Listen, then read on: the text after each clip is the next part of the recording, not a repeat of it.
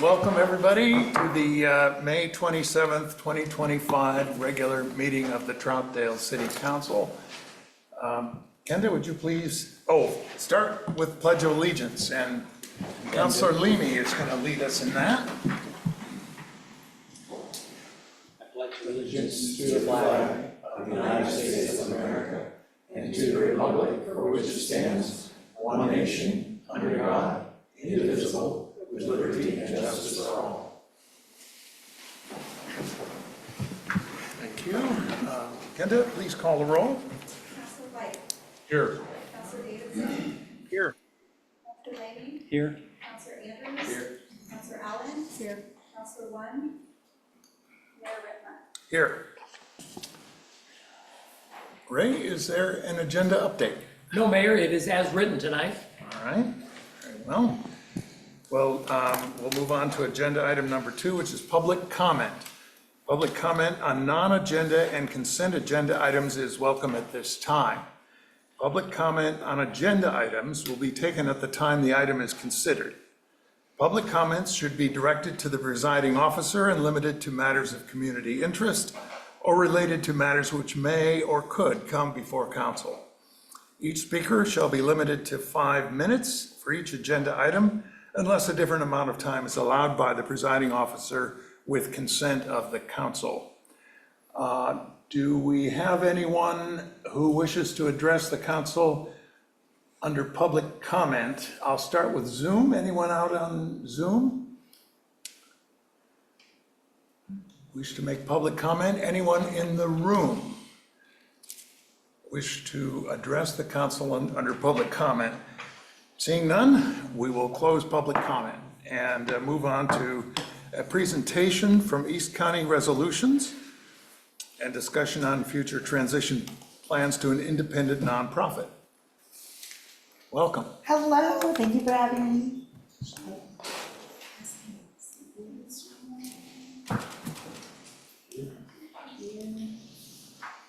Hi, I'm Tara Cleland, currently the mediation specialist for East County Resolutions, soon to be the executive director for East County Resolutions. And we're passing out 2 handouts. One is the brochure, and the other ones are fiscal year highlights from the last fiscal year. So I'll give those a minute to go around.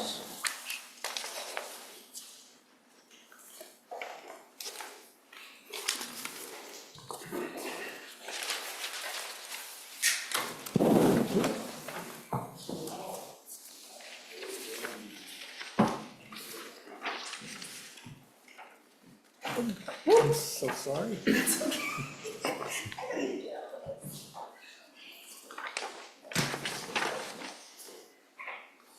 Okay, so passing out, as we're wrapping up this new fiscal year, the last fiscal year, this packet highlights more of the, like, what our work looks like year to year.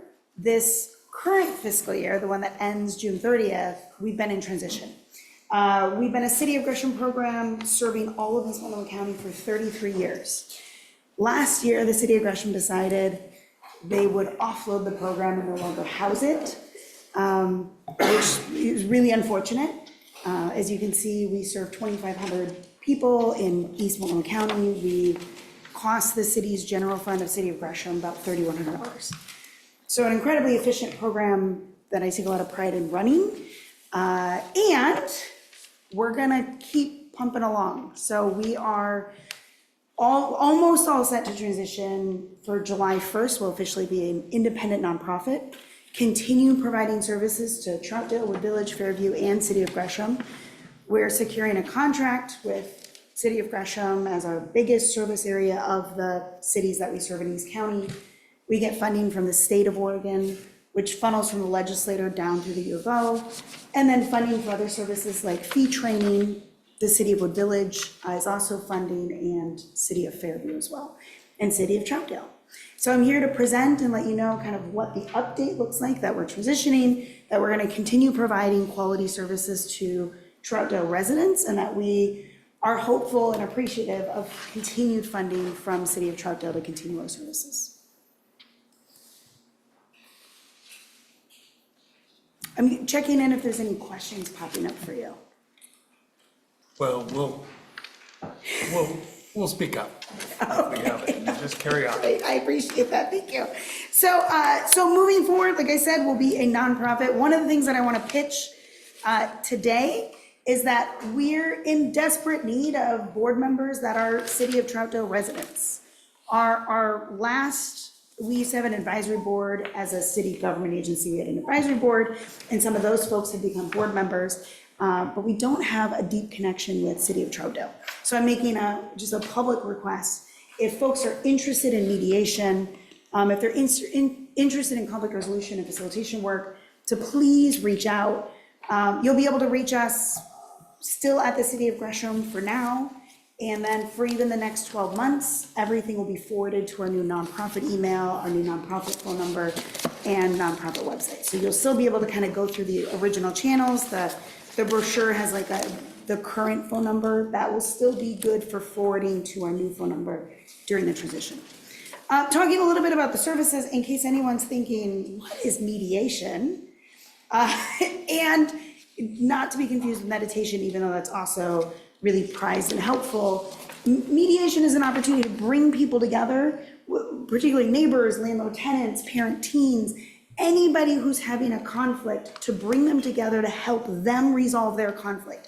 As mediators, we don't take sides, we don't decide who's right or wrong, we don't make any judgments or determinations. We empower people to make their best decisions. And a lot of times, just having somebody there who doesn't have any skin in the game, and having that person be able to ask these questions to help folks just think about the problem differently can be the make or break in people resolving issues. If you take your neighbor to court, win or lose, what is that like for your neighbor relationship for the next 10, 20, 30 years?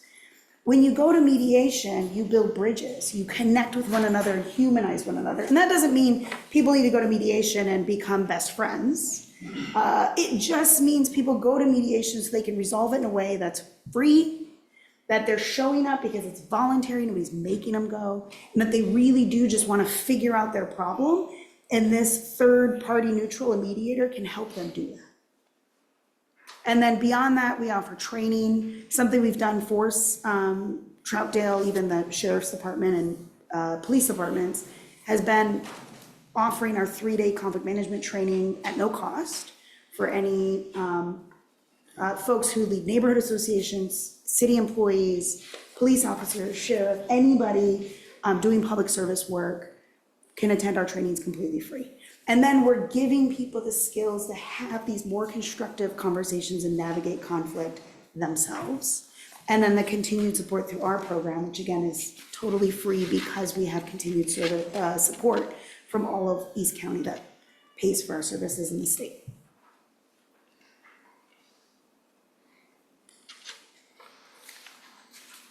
Are you ready for questions? Yes, I'm ready, thank you. All right. Well, I mean, your information here didn't break down. How much does Troutdale contribute to you? Oh, the exact number, 3,675. That was the last IGA, is that still? Yes. Okay, yep, 3,675. And I'm just curious, this mentions that Gresham's general fund need was 3,103. Why is that? Because I brought in so much money that I almost paid for the entire program. If I could have so- brought in another $3,100, the program would have cost the city of Gresham zero except for the overhead support. And by brought in, are you referring to the biennium, 23-25 biennium grants that you got? Yes, Okay. grants and fee Confused. for service. The money isn't set out very clearly in this, so that's all. Not saying there's anything wrong, it's just, anyone else have questions? You're formerly East County Mediation, is that the same group? East County Resolutions. We used to be Okay. East Metro Mediation like 7 years ago. No, I think you're spot on. Look, it never pays to fight with your neighbor, 'cause you're gonna see them Yeah. all the time. So I think it's a great program, and attorneys might not agree with me, but I think you save a lot of people money in attorney fees by settling it. a lot of times it's easily settled, it just takes hearing the other side. So, good work. Thank you, I appreciate that. Where do you get your volunteers? From everyone in the community.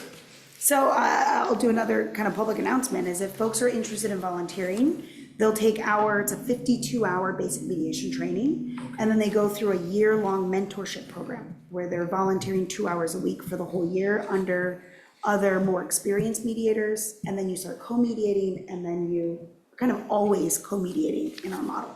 So we have 15 volunteer mediators, and then once we do our transition to the nonprofit, probably take us a few months to get another BMT going, and we're ready, though, by the end of the year, by September, October, to bring on more volunteers. All right, any other questions? Go ahead. I'm just curious how you advertise your service to the community, just with these brochures or? Brochures, and so we've kind of done a lot of different things through the years. I've been running the program for 11 years now. We used to do like a lot of fairs and booth presentations and, out in the neighborhood association meetings. And that's fine to at least, just remind people that you're there. And our biggest referrals come from code compliance and city officials, animal control, police. That's where we get most of our cases. We don't have to do a lot of work then. They come straight to us through the source. Just people think, I have a problem, I'm gonna call the police, rather than I have a problem and there's these other options. One thing about our volunteers is when we take a phone call, we could spend 45 minutes to an hour just listening to somebody. And there's times where people are like, I don't want mediation, but thank you so much for listening to me. Thank you for helping me think about the problem in a different way, and then even coming up with some solutions to fix the problem if their neighbor does nothing different, right? So it's really powerful stuff in a way, and I think we're situated in a way where we can spend the time with folks to really make them feel heard, where other agencies are like, gotta get off the phone, gotta take the next call, gotta move on, and don't get that attention. Great. We just had a record number of people volunteering for our various committees, and I think we had 27 people. So we had more people volunteering than we had spaces for, so maybe this would be a good way to say, hey, maybe you'd be interested in this if you didn't get selected. That would be really cool. Okay. And they Please were send them my way. great candidates. I'm Yeah. always surprised at the volunteers that we get trying to serve the city. Oh, that's great, yeah. The training is a big commitment for folks, and even if they were interested in serving in an advisory board capacity or board member capacity, as many people as we can get from City of Troutdale, the more connected we can be. Great. All right, well, hey, Tara, we normally, our procedure is to open it up for public questions or comments, so I'm gonna do that now, so just hang on. I'll see if there's anyone interested in addressing Tara Leland about the mediation. Anyone on Zoom? Have any comments or questions for Tara? All right, how about in the room? Anyone care to raise a question? All right, seeing none, thank you so much. And we look forward to working with you. Thank you. The mediation has been a good thing Thank you. every time I've heard of it. So, okay, we'll move on then to agenda item number 4, which is an appeal. This is a quasi-judicial land use hearing. I'm sorry, did you have a question? Yeah, don't interrupt, finish visiting the last. Well, we've got like 10 more things on the agenda, so what is it? I was under the understanding at the beginning that we have open discussion from the public.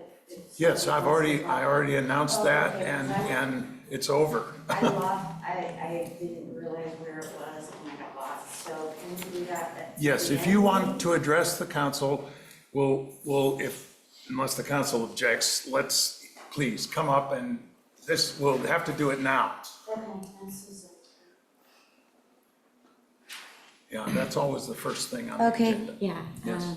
State your name and the city that you live in. You don't My have to name give is your address. Christine, and I live in Troutdale. I just live right up the hill. Okay, And the reason I'm coming to you is because I would like to propose a change in the backyard burning. what do I call it, in backyard burning. I'd like to ban backyard burning in Troutdale, okay? And I'll give you the reasons why. I did have communication with Callie Odell. She's from the Multnomah County Elections Division. And I had written her saying, I live in Troutdale in a cul-de-sac surrounded by neighbors who backyard burn on a regular basis. One particular neighbor burns smell like they are burning substances that are not allowed. Smells like plastic burn. Additionally, next door, they have a fire pit and leave it smoldering when they're done. On warmer days, I leave my windows open because I don't have central air conditioning. The problem is the smoke gets into my home and causes both my cat and I to have asthma attacks. Additionally, I get an excruciating headache and extremely painful sinus pain. Yesterday, I was actually on my third day of having a headache from the next door fire pit. It's gone now. My interest was to either, I was asking about two options that I could think of. One is I would, starting a petition with 1,000 local residents to get it on the bill. This would not be for the whole county of Multnomah. This would be for just Troutdale.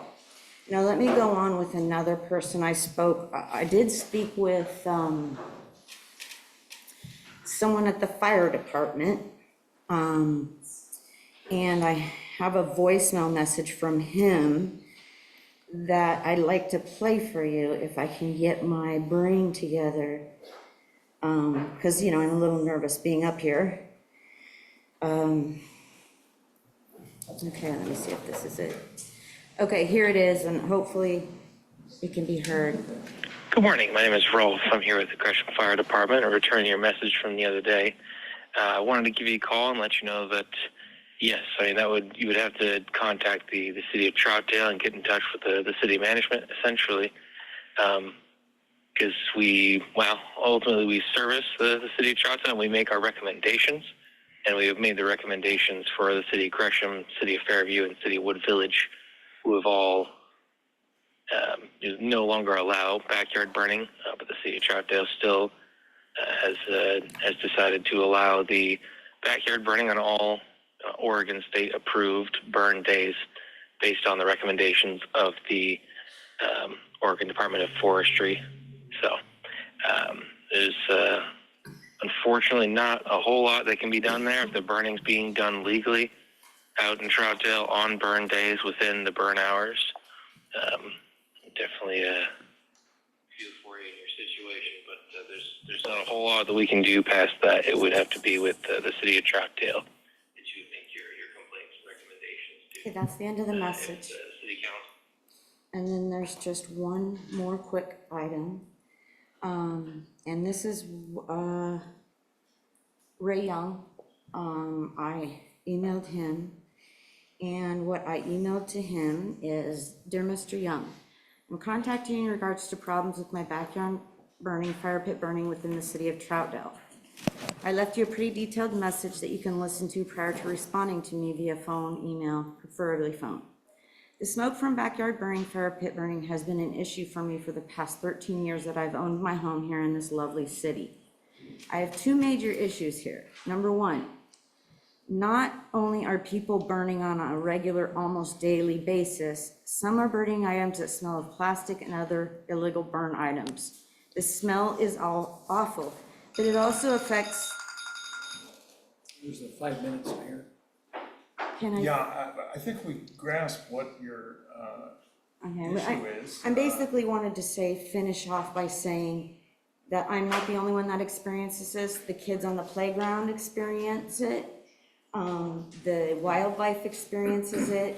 Outdoor animals experience. And so my plea is, if you, from what I understand, the council can either approve it or I need to do a petition. And so that's where I would like to ask you what to do. All right, well, Christine, we don't usually announce direction at public comment like this. You contacted Ray. I assume he's gotten back to you in some form. Yes. And this might be one for for that mediation service we were just talking about, but this is a touchy issue in Troutdale, and I'll just say that. So it isn't that easy for us to deal with. Thank you for coming, and it's on our radar, and we'll, Ray, you'll be in touch? Or Well, has yeah, it already been in I touch? gave her three options. One is to come to public comment Yes. and see if she got anybody here who was interested and they could direct me to do something with it. Number two, she could go and get a petition, just an informal petition signed by the neighbors to bring some more force about what she would like being done. Or third, I connected her with Sarah, and I sent her all the information on how to do her own initiative petition if she wanted to change the ordinance in Troutdale. So I gave her those three options. All right, well, we'll take it Can I under ask if there's consideration. anybody here that's interested in this, on the council, in working on this? I guess that's a no. We don't normally respond to public comment. Oh, okay, so you'll tell him if you're interested? Oh, okay, thank you, I'm just But not. we, you know, These, we appreciate your coming, and sorry you got lost getting here. Yeah, that's okay. I really don't think mediation is the answer, but, because it's a whole city. But thank you so much for your time, and All I right. apologize for interrupting you. Apologize for being late. Thank you for your time. All right, thank you, Christine, for coming in. All right, we'll move on to agenda item number 4, which is an appeal. This is a quasi judicial land use hearing. We- It's actually not land use, it's a quasi judicial proceeding. Oh, it's just a quasi judicial hearing. and- That's what your paper said here, Right, so, That was all the right. only one I had. Okay, well, anyway, before we get started, I just want to, first of all, invite from the council is going to be deciding an appeal. And so first of all, declarations of conflict. Anyway, do any members of the council wish to report any ex-parte contact or information gained outside the hearing, including visits to the site of this development? Now is the time to declare it, and we can decide whether it represents a conflict of some sort. Yes, Glenn? yes, I was gonna declare a potential conflict of interest because, my son used to work at Cherry Park Plaza from the previous owners. And I attended, urban renewal bond drive meetings there, with the previous owners. And I did also contact, the property manager during the election to gain permission to put my political sign up. Other than that, that's it. Do you feel those would constitute an inability to be I don't think objective and so. fair? Yeah. I just And wanted is to that- put it is on that record. okay? Well, the appellant would have the opportunity to ask any questions if they would like to about that. No? Seeing a shaking head. Anyone have any problems? All right, yes, John? I visited the site, I have talked to the owner of it, and I've actually done some investigation of how these numbers that are here came into being. I see. Past You- history you- on You it. spoke to the appellants? Yes. Yeah.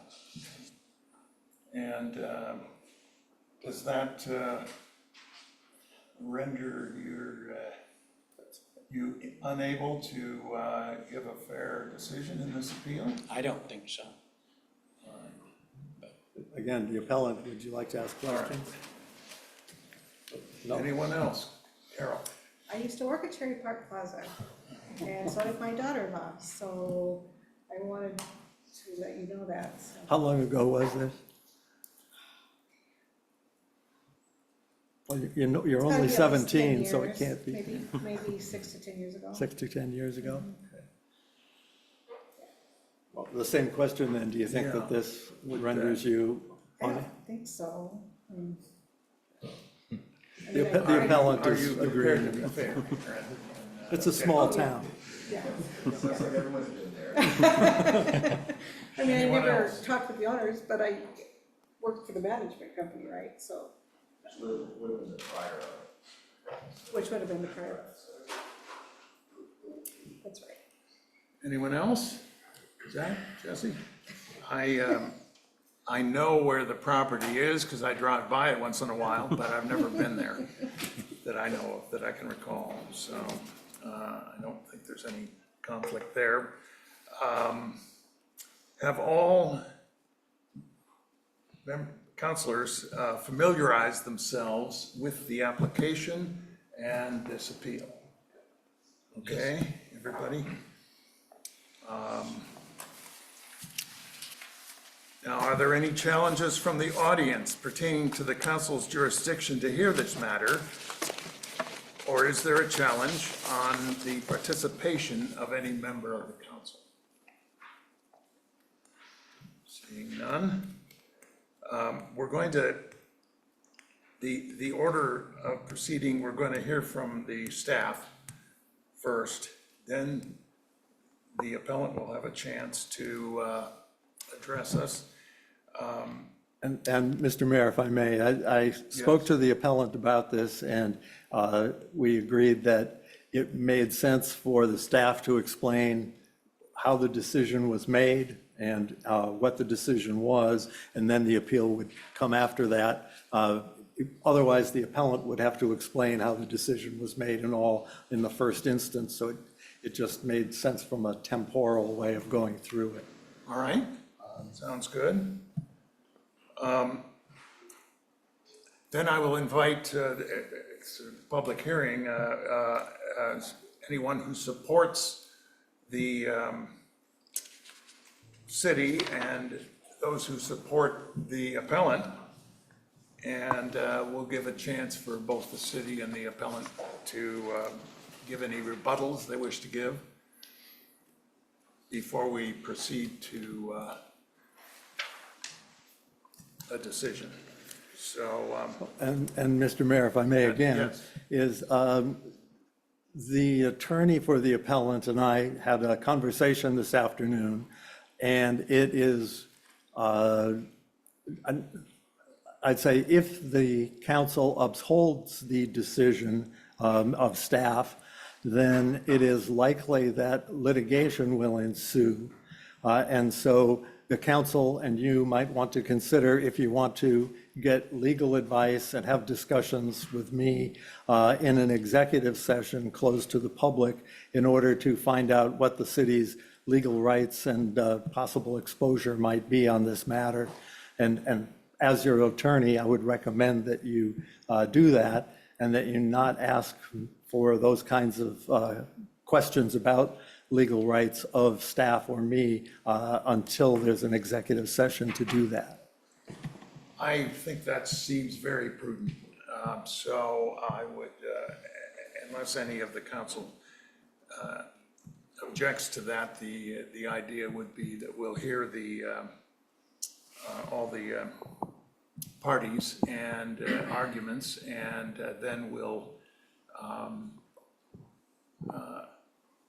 consider meeting in executive session with our attorney, which wouldn't be tonight. No, and in fact, I spoke with the city manager about what dates might be available, and there is something in, what, 2 weeks that you're... June 10th, we have a council meeting that doesn't appear too long, it might be, but June 17th is an urban renewal meeting that should be less than an hour.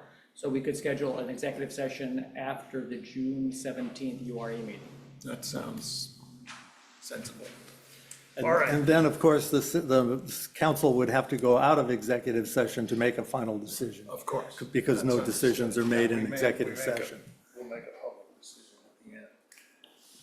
All right, unless there's questions, I'll turn it over to staff. Alex, go for it. Good evening, Mayor Ripma, members of council. I think you all know me. I'm Travis Holton. I'm your Public Works Director. One of the duties we have in Public Works is assessing system development charges on development projects. What I'm going to give you tonight is some background, as Ed alluded to earlier, on how we arrived at the SDC assessment for this case. I am not going to delve into the legal aspects of it. That's the city attorney's territory. I'm going to talk to you about how staff conducted this assessment, how that comports with the city's code and guidance documents, and why we've arrived at the recommendation for denial of this appeal. So in 2024, the YOLO Development Group, the appellant applied for a land use approval to redevelop the property at 1323 Southwest Cherry Park Road.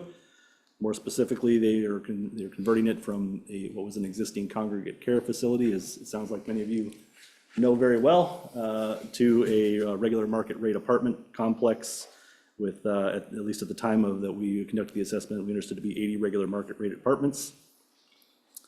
They did submit a land use application for that. The city staff approved that land use application with conditions. As part of that process, we included one of our standard comments for the applicant that system development charges may be applicable, and if they had any questions or wanted any assistance in determining what credit they might have against the SDCs, that they should contact Public Works. They elected not to do so, but did proceed to file a building permits.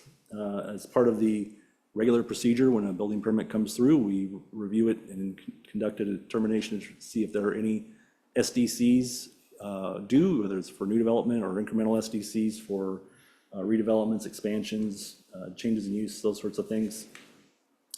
We conducted that process and arrived at incremental SDC assessment of $399,839.08. That being the difference between what was paid by the previous development and what was paid for by the previous development, and what was due for an 80-unit market rate apartment complex. We do our SDC calculations all of the time. This is something that we do quite regularly. I've been working myself with it for almost 30 years now. It was one of the first things that was assigned to me when I started working here at the city so long ago. So I'm very familiar with these processes. There's a very structured way of doing this, and we have guidance documents and worksheets that we use to perform these calculations. When we have a change from an existing development, it in broad strokes kind of comes down to determining what the SDC assessment would be for the resulting development, and then applying credit for SDCs that have been paid before. We do that on the basis of the various impact units. So an example, in sanitary sewer, we use equivalent residential units. In water, we use meter size. In transportation, we use trip generation. So when we apply that credit, we are applying credit for those units at current rates.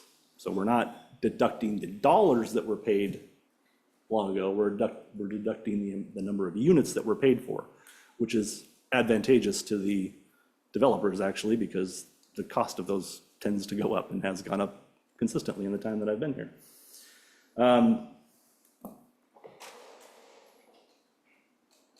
So that is in keeping with the code. This Troutdale Municipal Code is very straightforward in the guidance it gives for calculating SDCs. It says that in applying credit towards those SDCs, it says that credit will be applied for the value of the system capacity previously purchased. So that's what we do. And that's a very, very key point, at least from the technical side of doing these calculations. And from Public Works perspective, really the key point here is that when we are applying that credit, it doesn't matter if the credit was for a shopping mall or a gas station or a single family home previously.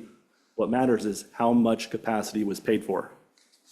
For whatever reason, how much capacity was previously paid for. And that's what we apply credit for. And that's what staff did in this case. As I've demonstrated in the staff report and gone through at least in the top line calculations for how we arrived at this assessment, we calculated what the assessment would be in each of these categories, each of these systems for an 80-unit apartment complex. And then we deducted the value of the system capacity that was previously purchased. In this case, it was previously purchased for a congregate care facility.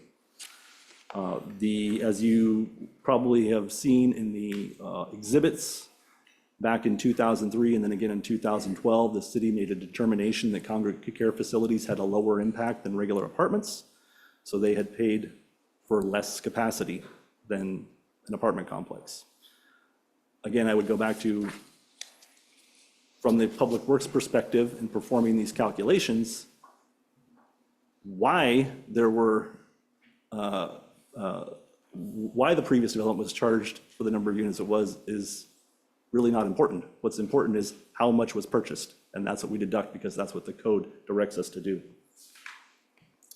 And in doing that, we keep records of, we have binders upon binders of old SDC records and worksheets, and to the very best of our ability, in each case, we go back and comb through those records and determine as best we can.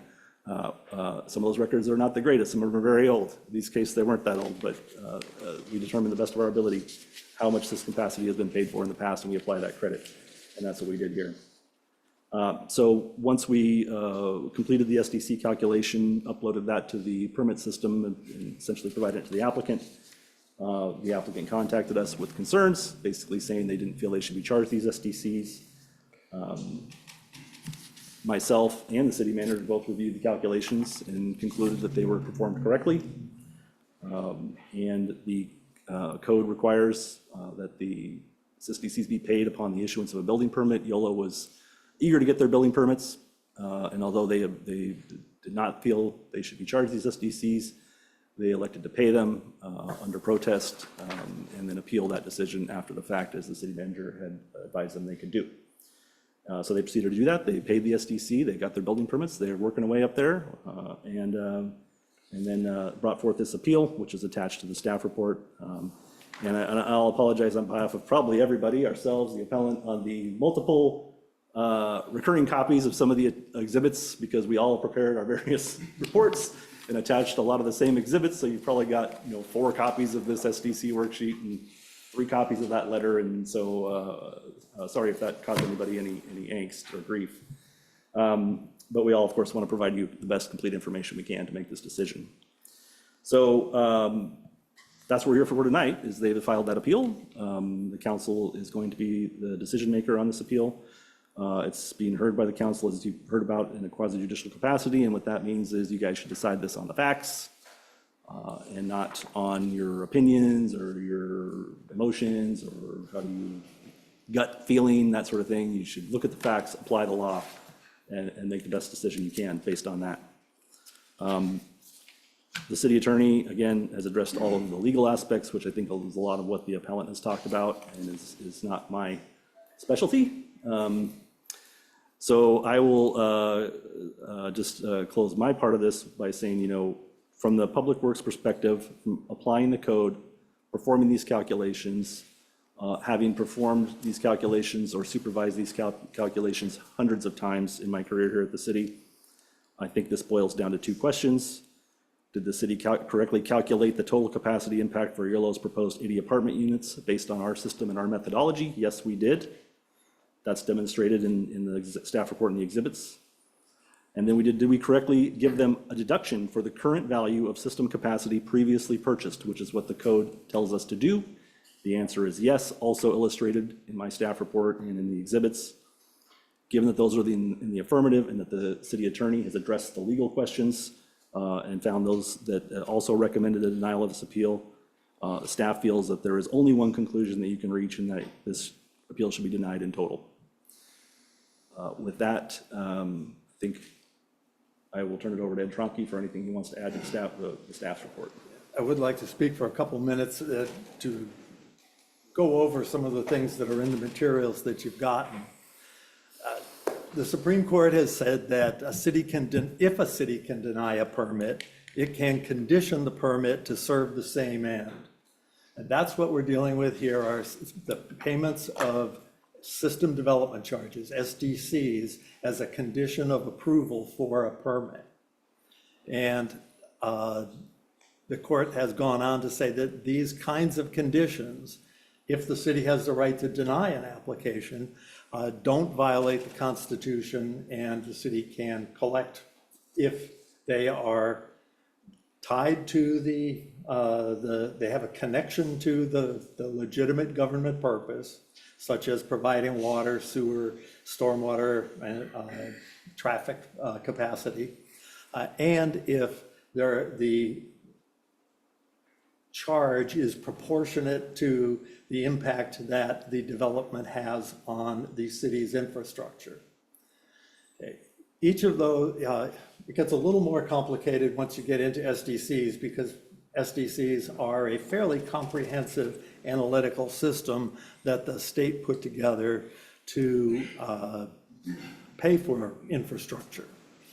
But in any case, I'm going to step back again and say that the city has basically 4 ways to fund infrastructure that's necessary to serve the public.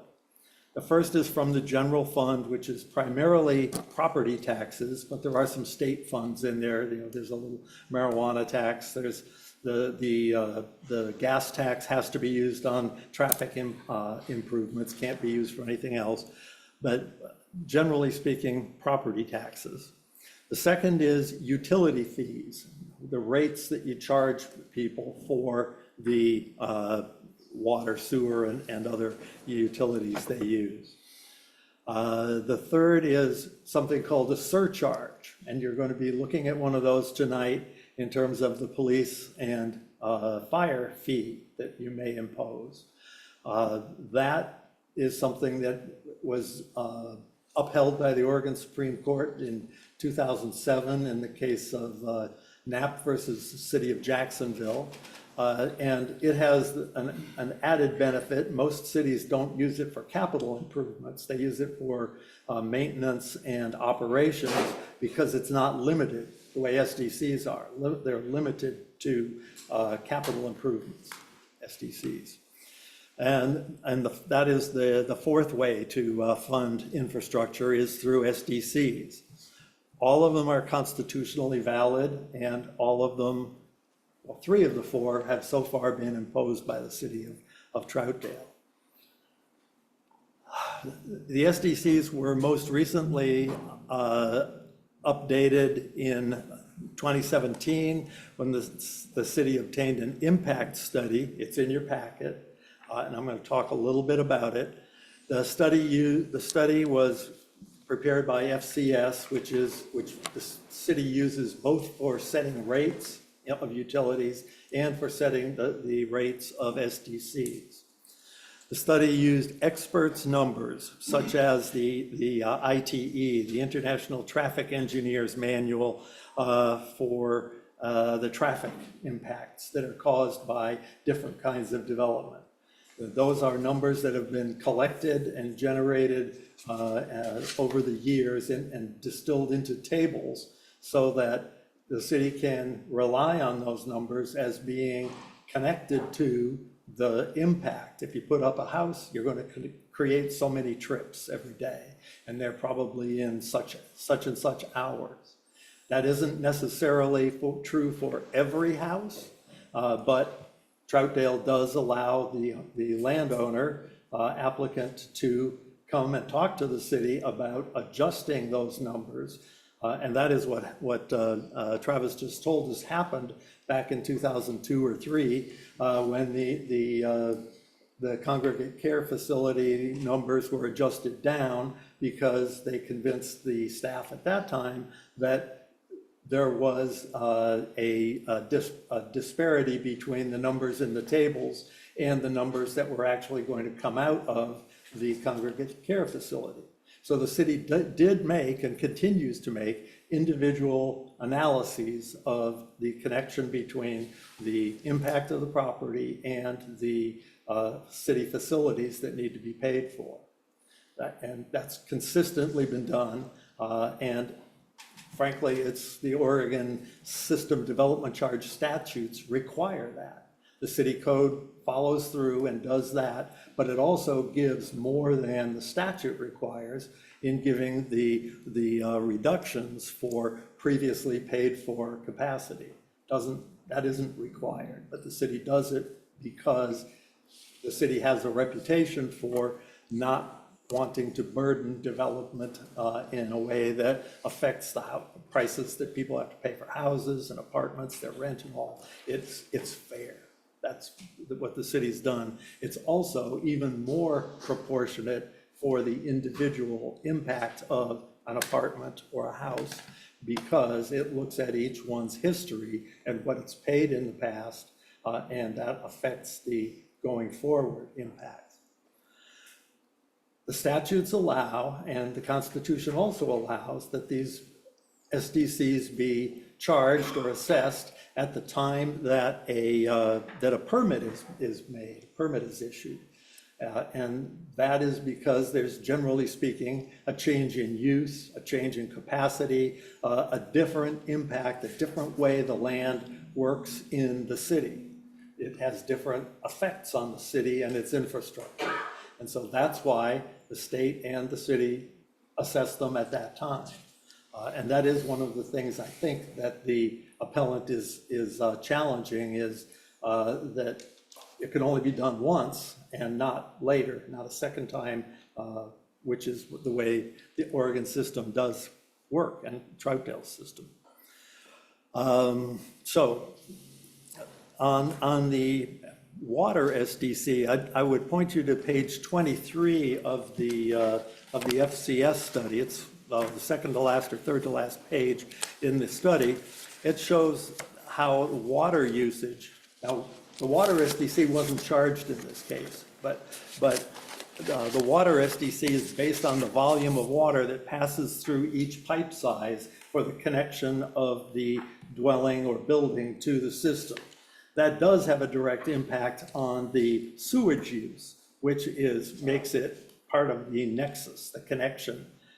There is an individual analysis because a 3/4 inch pipe has a certain impact. And for example, in the earlier part of the FCS study, it talks about how single-family detached houses in 2017 were paying $1,015 per dwelling unit. Apartments paid $667 per dwelling unit. Hotels, $607. Assisted living, only $348 per bed as an SDC. Let's see if I can tell you what page that's on. I can't. But that also shows that there is while it's more general than an individualized basis, it's almost a purely individualized basis. It's on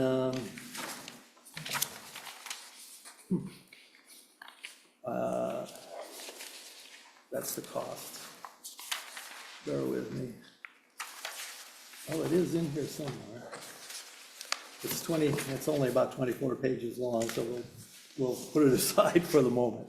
But all of those different fees are assessed based on the characteristics of the dwelling unit.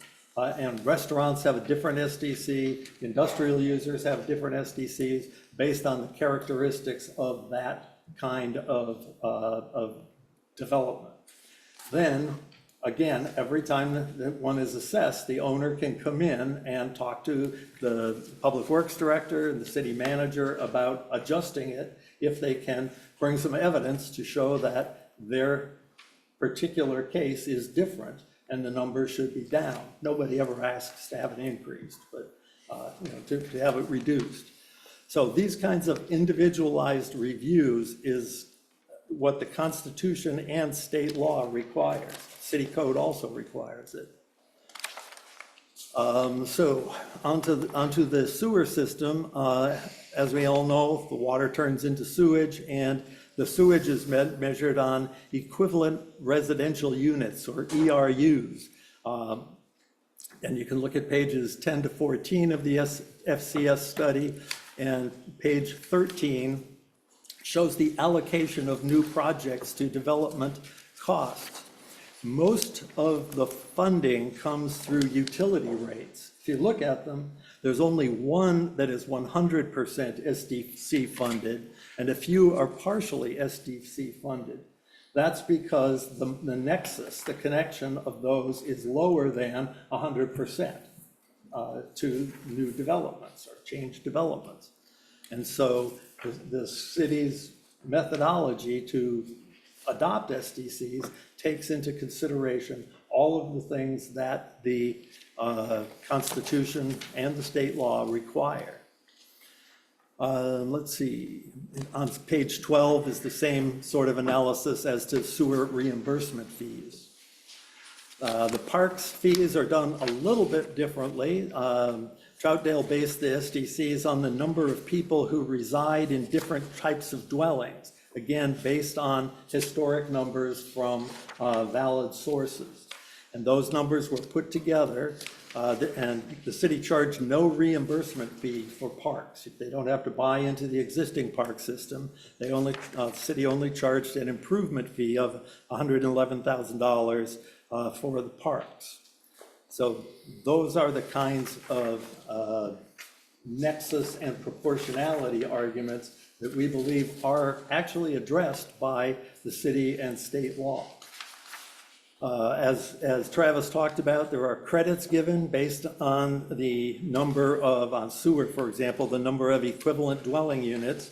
They would take the current SDC charge and subtract the earlier number of purchased EDUs, but bumping it up to the current charges, not if they only paid $5,000 because the old SDC was very low, but the new one is higher. They don't get a credit for the $5,000. They may get a credit for $25,000, depending on what today's charge is for the SDCs. It does benefit the developer more than is required by the law. And so but that's, again, the way the city has decided to do it, to be fair to new development and not make it hard to develop, especially housing in the city.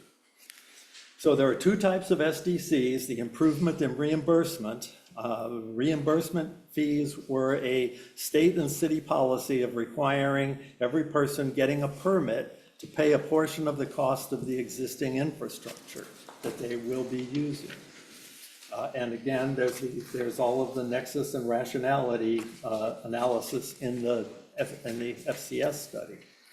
Improvement SDCs are a policy of the state and city to make every person who gets a permit pay a portion of the cost of new infrastructure that's caused by growth, including the permits that are being assessed.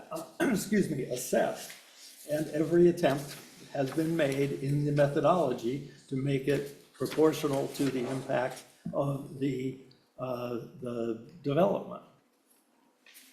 Here, in this particular case, sewer has a $63,000 or $64,000 improvement fee. That's about $800 per unit. I'm not doing anything exact here, which is a fair sum to pay for the increased system that each unit helps to require. The sewer reimbursement fee is much bigger. It's $187,000 or about $2,300 per unit. The council may remember, I know several of you were on council when the city built the new sewage treatment plant, tore the old one down. That was very expensive, and it was built at a larger capacity than was required at the time in order to accommodate the development which was coming, including more market rate apartments, which contribute more sewer than the congregate care facility did on a bed for bed or person for person basis, because old folks don't use the water as much as young folks do. That's the theory behind the numbers in all the tables that got collected over the years and then relied on. So here, the state and the city require owners seeking permits that change the use of the property to pay into the current needs of the city for infrastructure. And the city gives the credit for past contributions. That is what the appellant appears to challenge, is this timing, that when a permit is required, the SDC can be triggered. It's unclear to me, but it looks like the appeal is saying that once this land or this development pays the SDC, it's done and it never has to pay another one. And that isn't what is required by the Constitution. Cities evolve, the needs of the public evolve, prices go up, and over time, when a change is made in the building that requires a permit, that can trigger the reimposition of an SDC, giving full credit, giving more than full credit for what had already been paid. That's what makes this satisfy the constitutional requirements. Let's see.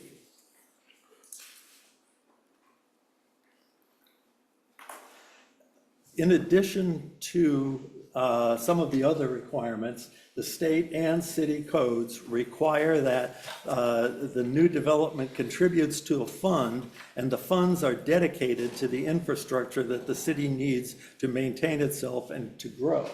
You're in the budget cycle, you go through your budgets, you will see in the budgets, there's an SDC fund for stormwater, for water, for sewer, for traffic, and for parks.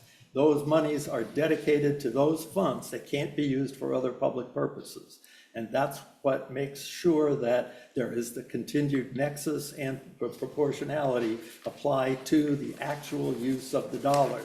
There's a state law that allows somebody to come in for a year after SDC funds are spent and challenge it.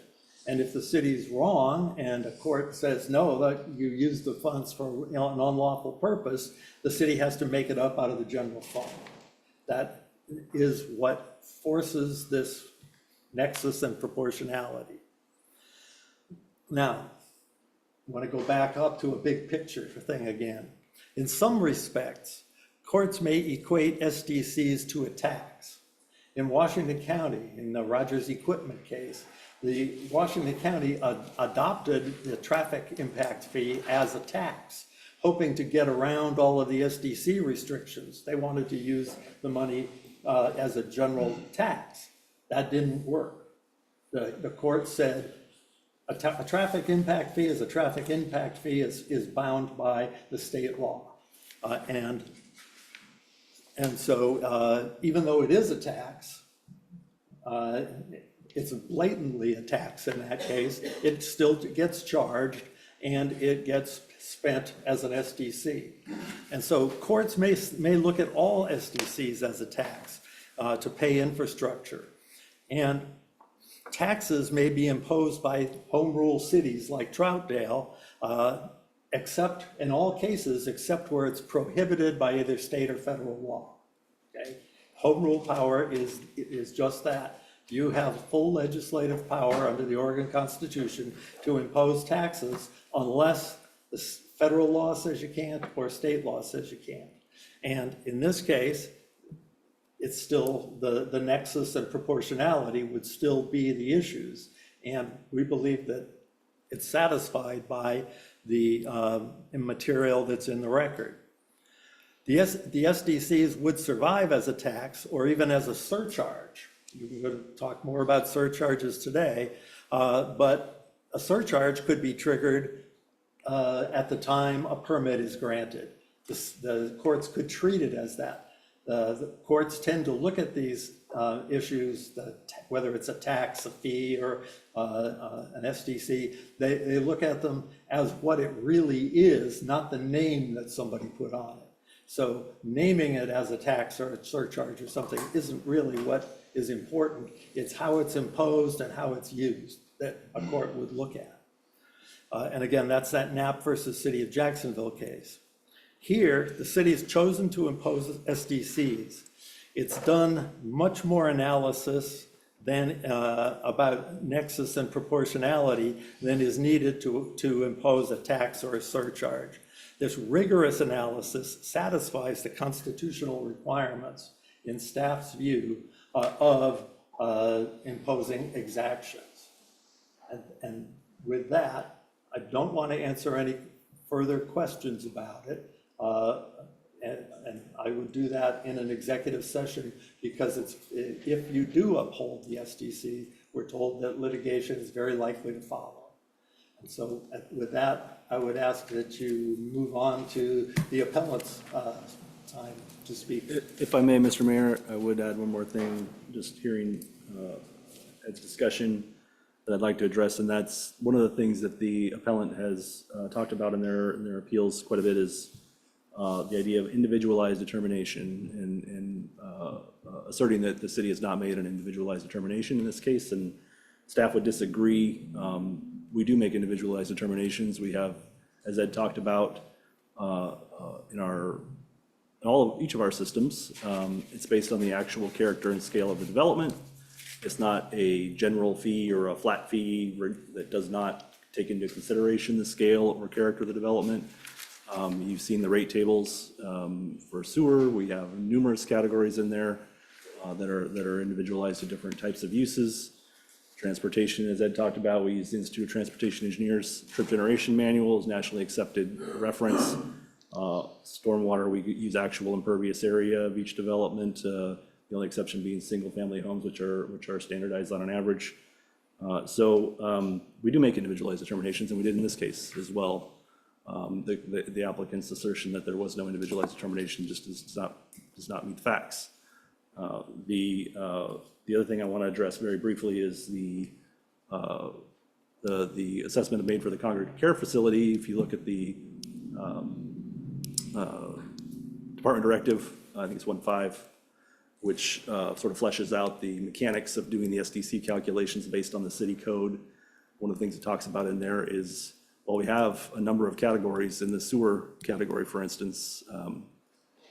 We can't cover every single type of development that might come through the door. So the directive does provide for, if something is not specifically covered in the table that we have adopted, that it gives the staff, and in some cases even working with the applicants, to some options on how to determine how to assess that type of development. In the case of the congregate care facility,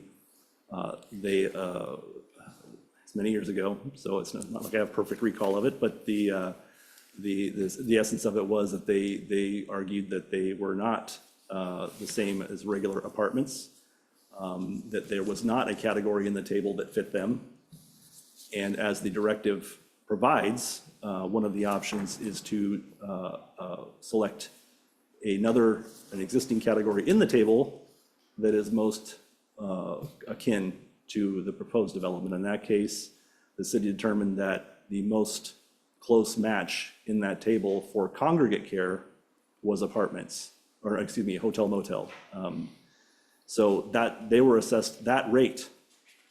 In this case, the appellant has proposed unequivocally market rate apartments, no question, they don't dispute that. And there is a specific category in the table for apartments, and that's what was applied. So their argument that there has not been an individualized determination made, I think does not meet the facts. And I'll close my. And this would be an appropriate time. The appellant has had the opportunity to meet with staff. I know they spoke to Ray as well as to the city manager as well as to Travis, but they could bring those facts before you tonight to put those in front of you to consider whether you want to take that into consideration, because ultimately the buck stops with the city council. Do you mean to make an adjustment of the type the staff is referring to? Yes, that's it. That is, but it would have to be based. This is quasi judicial, and so it has to be based on facts in the record. So we would. I would add, in order to do that, you would have to find that they are not apartments, because we have an apartment category plainly in the table. And I don't think that matches the facts. Yes. So can we ask questions of the city, or do we have to wait? It would be better to wait at this point. Okay. All right, let's not, until we get our chance to discuss it in the executive session. But we thank you, Travis. We will now hear from the appellant.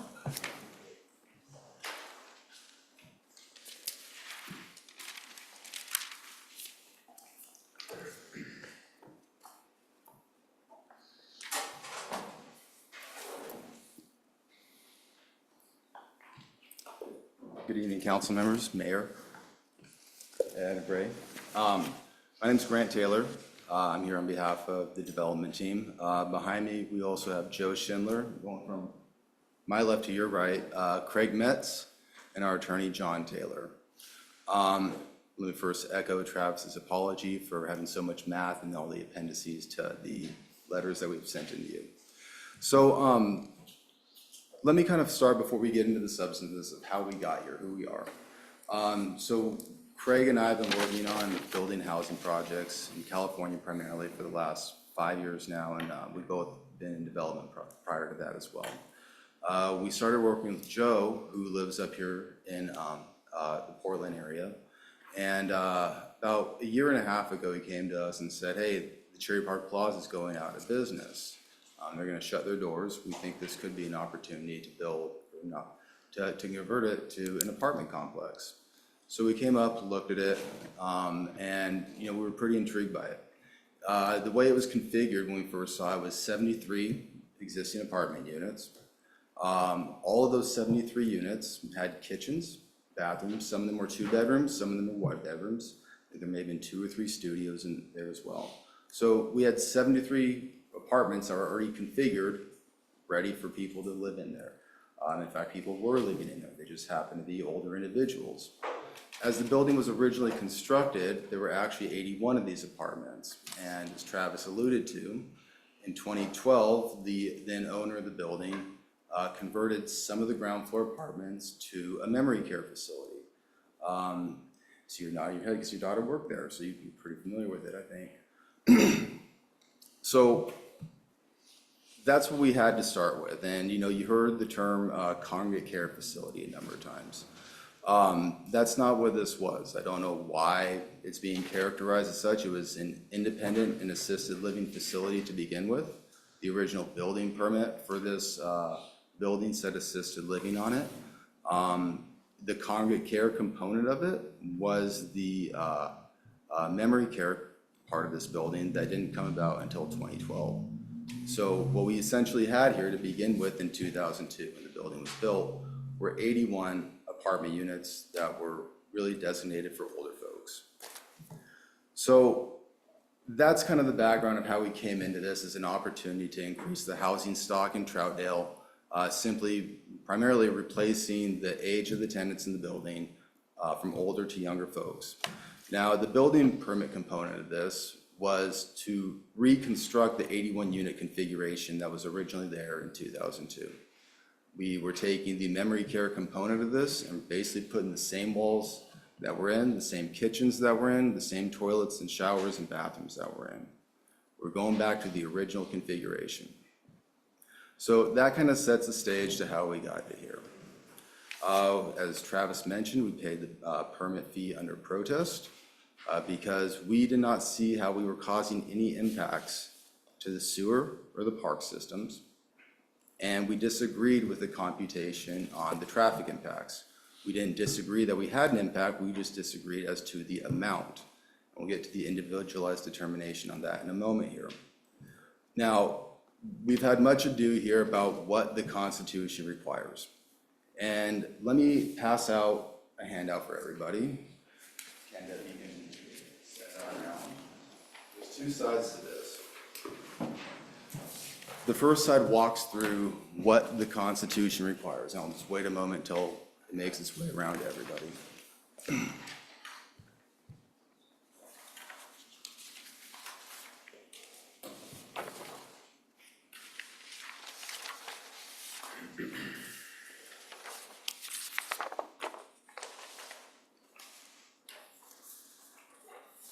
Now, the first point is rather clear. The Supreme Court requirement from Dolan is that development exactions must satisfy rough proportionality, which requires a, quote, individualized determination that the required dedication is related both in nature and extent to the impact of the proposed development. Now, contrary to what your attorney told you, this is for all developments.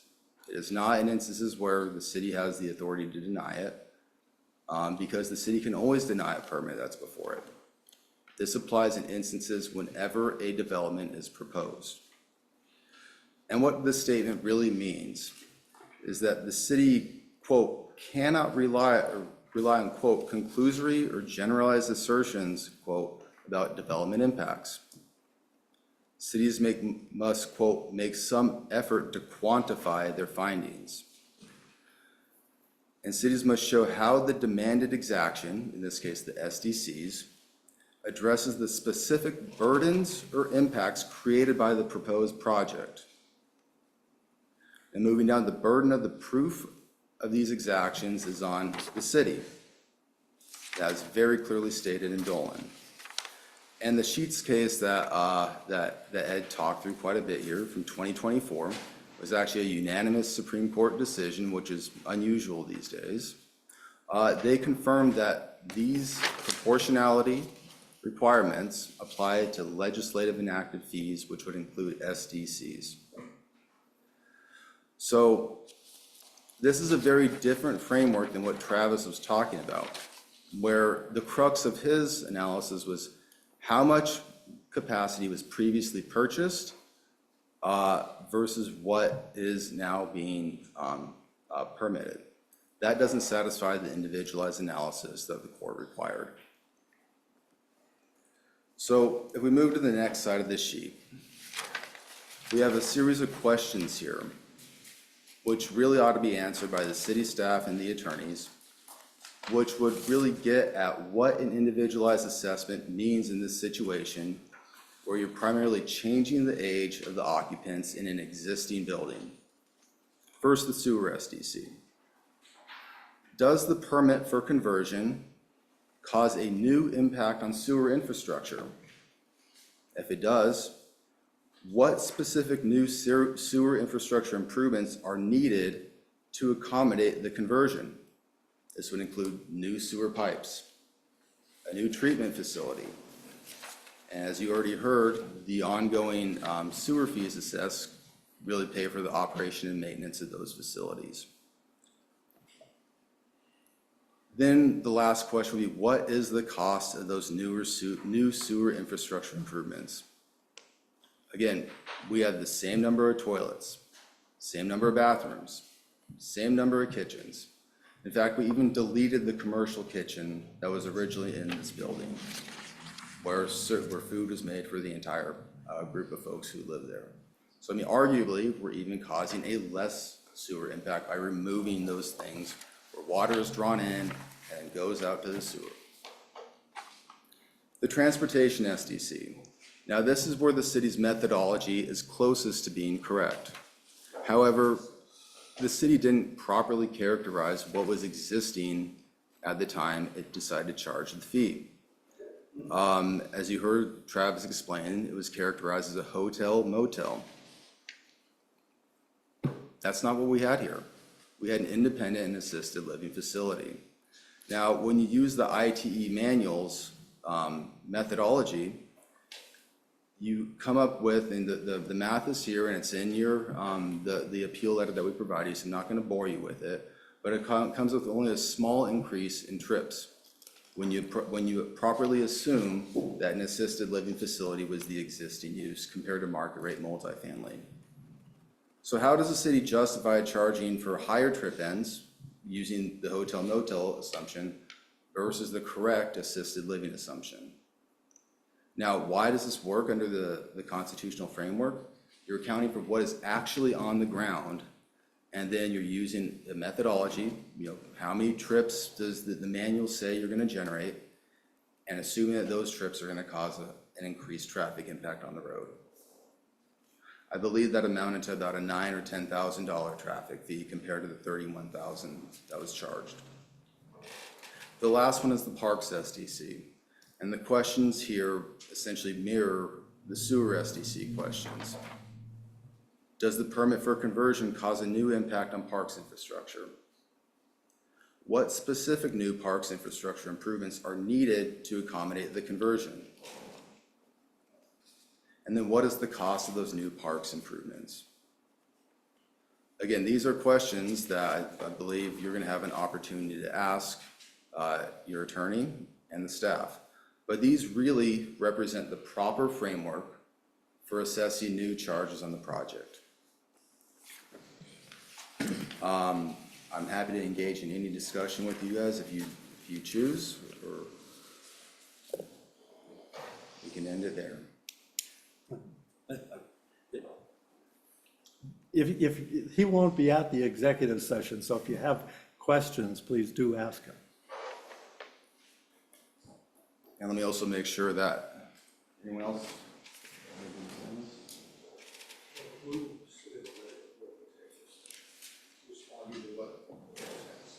Okay. You aren't saying there's no impact, I guess, I can't really tell. That I'm saying the that- conversion from what it was to what you want to make it would have no impact. Or are you arguing, I mean, you're arguing that the SDCs paid originally should cover what you're planning to do now. There is no impact. Is that your argument? I think you're hard pressed to say that since we haven't added more toilets, we're only changing the ages of the residents in the building, that we have any sewer impact. I mean, when you look at how Portland, for example, charges sewer SDCs. If you install a toilet, you pay for that toilet. If you install a sink, you pay for that sink. Install a shower, you pay for that shower. They go by what you're actually physically installing without any different assumptions based on land use. You know, that's one way to do it. So I'm under, so when it was originally built, whoever applied for the building permit at that time was arguing that the facility, whatever you want to call it, has less impact than apartments would. I mean, that was their argument, and the staff reacted to that and reduced the amount they were required to contribute under SDCs. And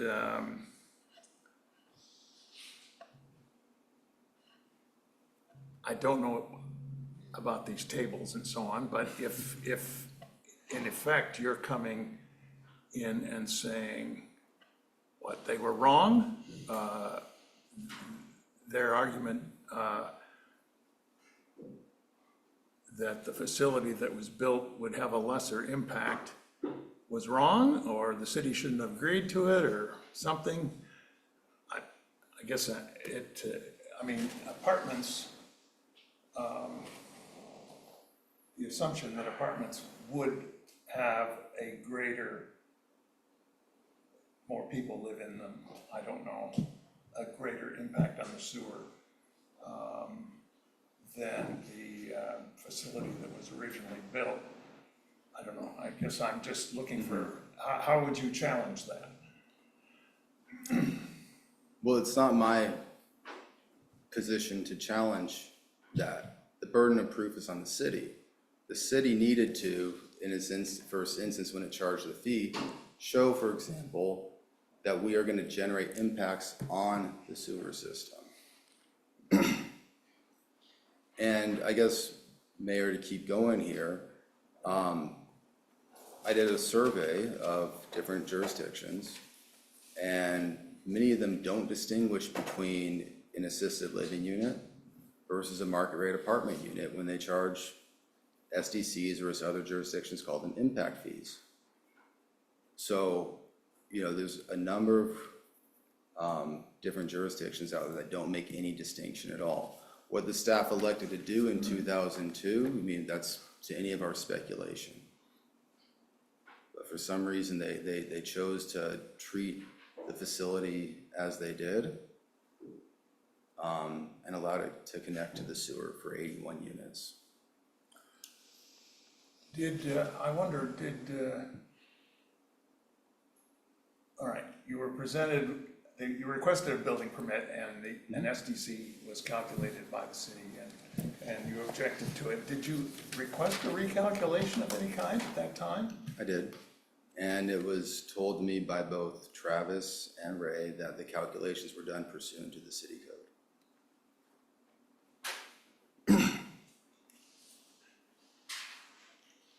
I presume the original applicant reacted in a similar manner,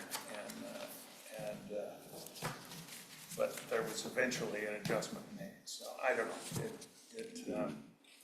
You're saying the entire justification for SDCs that we're currently charging and the amount that we're crediting was bogus. It wasn't, or was not, did not comport with the Supreme Court. Is that essentially what Mayor, you're if I could saying? add here, if I could add to what Grant, I think what Grant is trying to say, excuse me if I don't say this correctly, Please, go ahead. is, we all understand in our code that when there is a increased use of a piece of property, we go in, we calculate what the SDCs on this increased use is, and they get credit for the use that was the lesser use beforehand. And so their SDCs aren't the full amount, they pay the full amount minus what was paid earlier on the lower use. One of Grant's arguments is that the use that they are proposing to do is the exact same use that was before in terms of legal impact on our infrastructure systems. That for reasons that are lost to the annals of history, the city decided in 2002 to rate an assisted living facility as a hotel motel, which is roughly half the impact they would calculate as an apartment. And so one of Grant's arguments is that we are not increasing the impact on the sewer system, and we shouldn't have to pay because there was apparently a mistake made in 2002 with what it was assessed, and we're being asked to pay what should have been paid in 2002. Under the city code, there is no exception for reevaluating what was done in 2002. We simply look at the credits, so we properly calculated the credits, but the city council has ultimate authority what to do with SDCs in this situation. So I think that's one of your arguments, isn't Grant? That it's- That's essentially it. Okay. Yeah. Because that's what I understood when we first talked. Right. And, to be clear, we're not challenging the city's ability to impose SDCs, which is what much of Ed talked about is. The city, has the authority to impose SDCs. But it's the manner in which they impose them on this project that just violates the Constitution.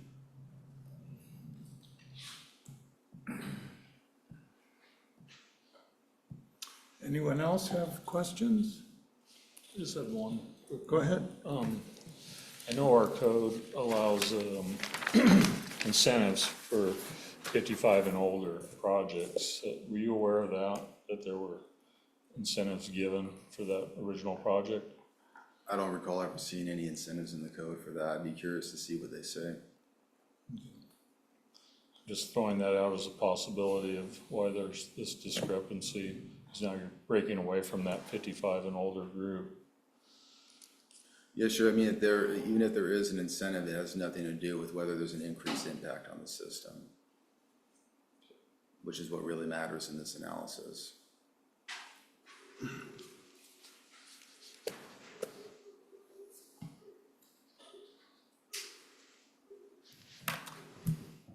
All right, thank you. Thank you.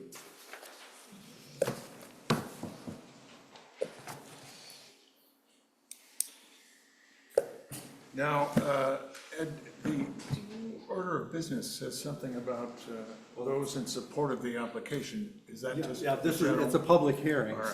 So are we allowed to ask questions for first, or is it public, Ask questions. like staff? No, the advice was that we don't talk. Oh, we don't ask staff questions? We're gonna have an opportunity for that. Write your questions down, because there may be legal ramifications that we'll want to talk about in the executive session. Yeah, So just- it's different we'll have a chance to talk to staff in an executive session. Okay, but We not. won't have a chance to talk to the appellant again. Okay. And that's why we're allowed to ask them questions, or it's recommended that we ask questions. I think we should listen to Ed's advice. Did you have something? Did you want to see if Jesse had any questions since he's Well, online? I assume Jesse would speak up. Jesse, are you there? Yeah, I'm listening. I think I'll reserve my questions for the executive session. All right, that's great. And so this is a public hearing. So what we'll do is invite public comment at this time. I'll start with anyone on Zoom who wants to speak in support of the city's position on this. I'll then ask in the room, and then I'll go back and ask if anyone wants to speak on behalf of the appellant. So anyone on Zoom want to address the council in support of the city's position? Yes, I was asking on Zoom, but not seeing no one on Zoom wanting it, I will ask for anyone in the room, and Saul, you raised your hand, please come up.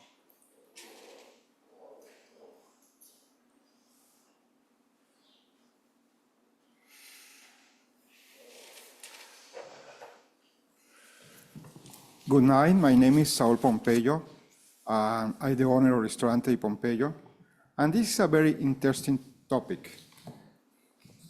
But I agree in this occasion with Travis. I very agree. When I opened my restaurant, the previous owner run like a pizza parlor. Even they built the building like a pizza parlor.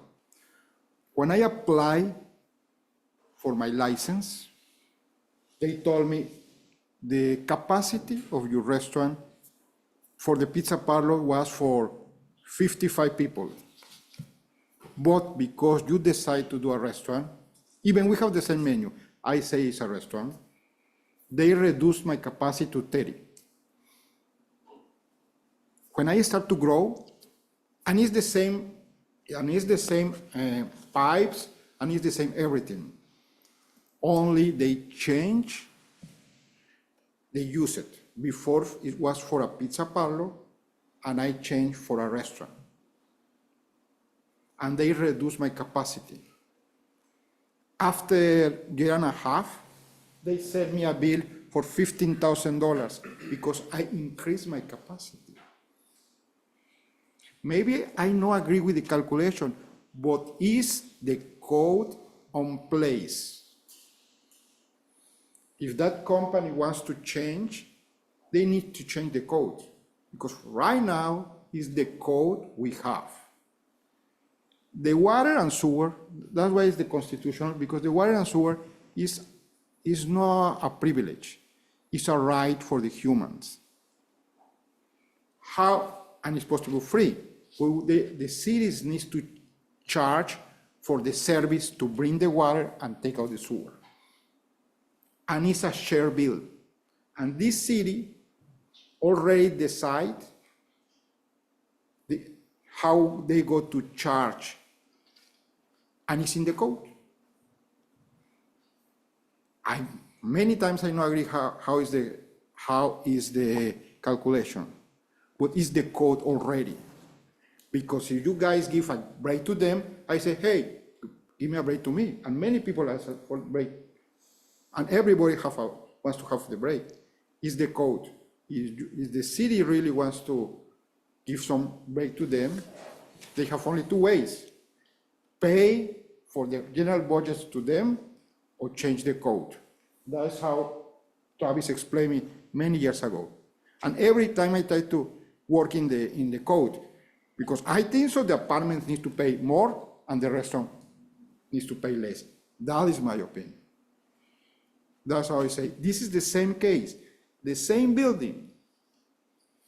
Go to pizza parlor to a restaurant. And the system the development charge go double. That's what happened. Thank you. Thank you. Anyone else here in the room wish to address the council on behalf of the city position? Seeing none, I'll now invite those who support the appellant's position. And I'll start with those on Zoom. Anyone on Zoom wish to address the council in support of the appellant's position? Not seeing anyone. How about in the room? Is there anyone here who wishes to address the council in support of the appellant's position? Seeing none, I'll close the public hearing, and we'll move to appellant's rebuttal, or applicant. I guess it's whose rebuttal goes first? Doesn't matter. Is there any rebuttal from either party, really, to what we've heard? If the appellant doesn't object, it would stand to reason to me, Mr. Mayor, that since the appellant just provided their testimony, this would be a sensible time for the staff to provide any rebuttal, and then I don't know if there's another opportunity for appellant rebuttal or not, but I just want to address a few things from the appellant's statement, a few clarifications, I think really is what I'm getting at here. And that they're in no particular order, as I was sort of just jotting notes in my margins here. I think the appellant, I think unintentionally, I presume, mischaracterized our calculation of the transportation SDC, suggesting that the previous development was charged as hotel motel for the transportation SDC. That's not correct. They were charged at the congregate care facility rate at the time in 2003, and then again in 2012. We would have looked at the ITE manual, which has descriptions of the different land uses, and made the determination based on what we knew about the project, what the applicant had told us about the project. That was the closest similar, or the closest match in terms of a land use category. I'll add that over the years, they've added a number of land use categories to the ITE manual since 2003 and even since 2012. That's a continually growing manual as they gather more data and as development patterns across the country change and the types of property use that people have changed. Things go into the manual, things go out of the manual. I don't think you see, if I recall correctly, the most recent edition doesn't have video store in it anymore because they're not around anymore, not very many anyway. Just an example, but I guess I wanted to make sure that that was clear. We did not charge the previous development as hotel motel for transportation. It was only for sanitary sewer, and because there was not a congregate care classification in the, or an assisted living classification in the table, and so that was, the city concluded that was the closest comparator that we had available from the available rate factors. What was the closest? I just. Hotel motel for sewer. I see. Yeah. Okay. The appellant also asserted that SDCs have to pay for new infrastructure that's caused by a development, or the need for it is caused by a development. That's also incorrect, and I probably would just chalk that up to them not being as familiar with the SDC systems in Oregon. We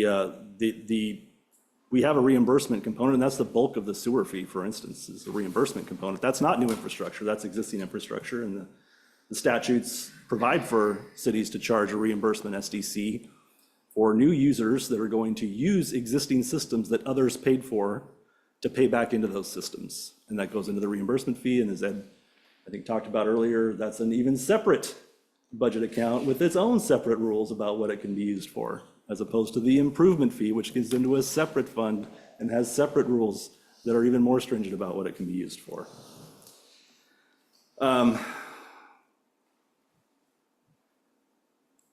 I also want to address the idea that the appellant is arguing that, they're basically arguing that the market rate apartments, there's no difference in market rate apartments from congregate care or assisted living or basically senior living center facilities.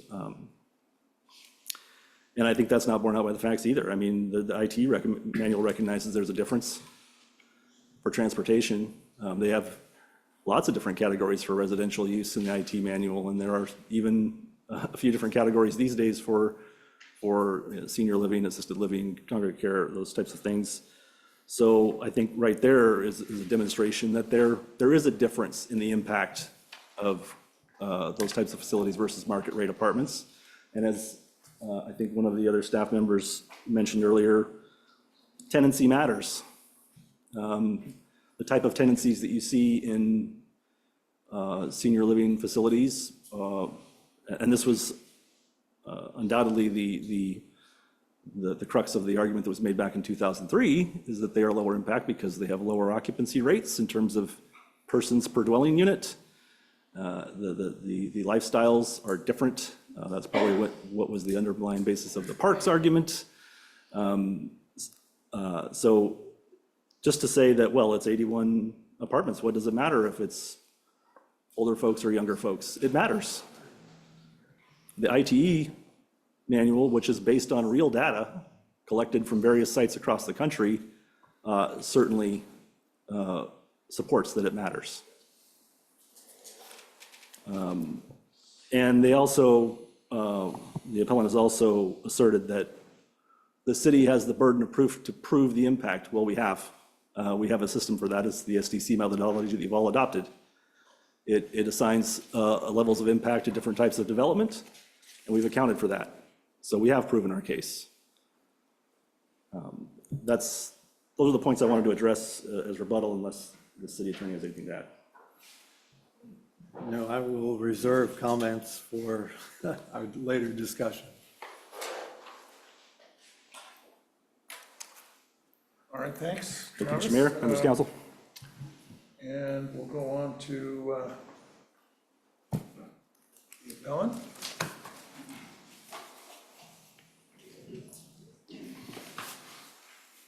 We're going to shift actors here for just a moment. I just want to make a few comments, or maybe not even comments, have a discussion here about what's going to happen in this executive session. There was discussion about the staff coming in and talking to you. We understand in executive session to have legal analysis, legal guidance, but is the staff going to come in and start to represent everything that's already put out again when we're not there? Because if that is the case, it's a serious due process problem. The Oregon Public Meetings Laws allows consultation with attorneys, especially where there's litigation that's likely to occur. And the staff may be there to support with facts, but not with legal arguments. I would ask the question. However, the other piece of this, if I may can finish, is that this is a quasi-judicial decision, and it has to be made by facts in the record. If facts are not in the record already, they're not going to be in the record very soon. And so no facts that would be discussed at the executive session could be considered in a decision. There'll be a reiteration simply because it's a complicated bunch of facts. Okay. First of all, a reaction, determining what facts are and aren't may be a little bit difficult here. But beyond all that, I assume you're going to issue a decision with appropriate findings with those supporting facts? If you would like them, you get to request them. We not only would like that, we would demand that, okay? Understood. Now, I will just finally indicate to you, we think we've put forth a very strong case here. I think that your attorney gave you a primer that went on for quite some period of time about fees in the state of Oregon, most of which had absolutely nothing to do with the issue which is here before you tonight. That issue is rough proportionality. Let me say those words again, rough proportionality. Are the impacts here being roughly, are the charges roughly proportional to the impacts generated by the conversion? That's the question before you. And that's a clear and simple matter. And in terms of constitutional law, it is black and white. There's no gray here, that unless you can establish that rough proportionality, you do not have the authority to impose the fee. And as Grant pointed out to you very clearly, under Oregon law, the burden is upon you to establish the existence of that impact and that what the fee you're imposing is roughly proportional to it. And I would suggest to you, based upon what we've talked about here tonight, that it is impossible for you to make that finding that you are required to make, to impose the fees of the magnitude that you have already imposed. So with that, we look forward to seeing you next month.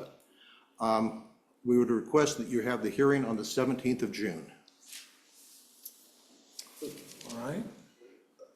I think he's asking that you have your executive session and then come out into public session right after? Is I that what think you're- that is, and I would expect that each of the members of the council would give some indication of how they chose to vote and why they chose to vote that way.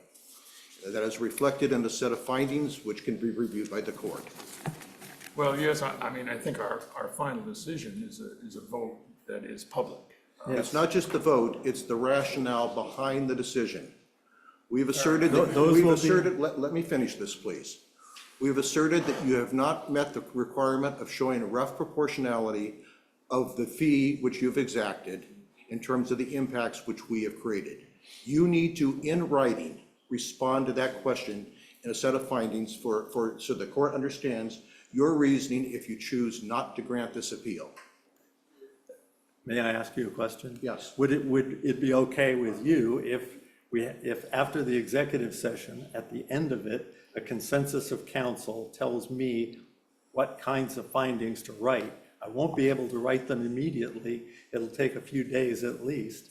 And at that point, a public meeting would be held, and they would be provided to you in writing in advance of the hearing. We would expect, that would be satisfactory. We would also expect at the hearing that each council member, him or herself, walk through their decision process and why they. That's not required by Oregon law, I'm sorry. Okay, then that may be the case, but we expect a set of detailed findings explaining the rationale, and obviously that would reflect the vote if there's a split vote as well. They can vote, yes, but they don't need to say anything more than aye or nay when they vote. If they want to, they're of course entitled to. I would cause exception to that. The council as a whole needs to explain the rationale behind its decision. You just don't get to say yes or no to this. You have to say, yes, you have to explain, let me go back through that one more time. You've got to show that the impact created by this conversion and the fee which you have assessed, they're roughly proportionate to one another. And if you can't show that, then you cannot assess this fee. And again, under Oregon law, I may not practice law in Oregon, but I know under Oregon law, it is the burden of the city to make that determination.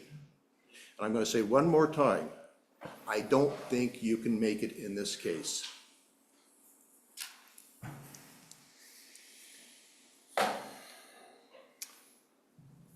All right. We're done.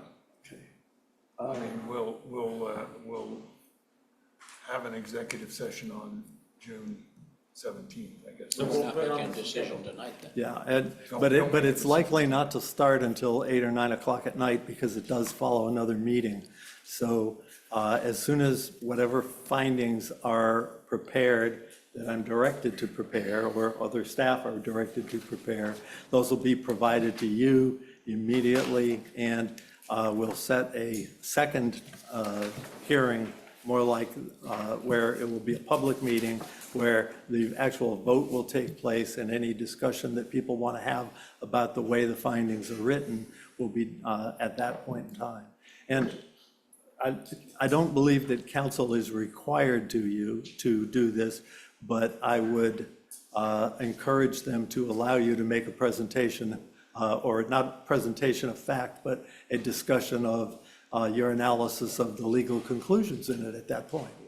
I would simply point out in terms of what council is or is not required to do, you may have Oregon statutes, but the Constitution comes into play once again for due process. We've had a lot of talk about due process in this country in the last few weeks, but those due process requirements stem from the federal Constitution, which may well supersede what anything under state law in Oregon holds. All right. I have nothing further. All right, we will be regathering on the 17th in executive session.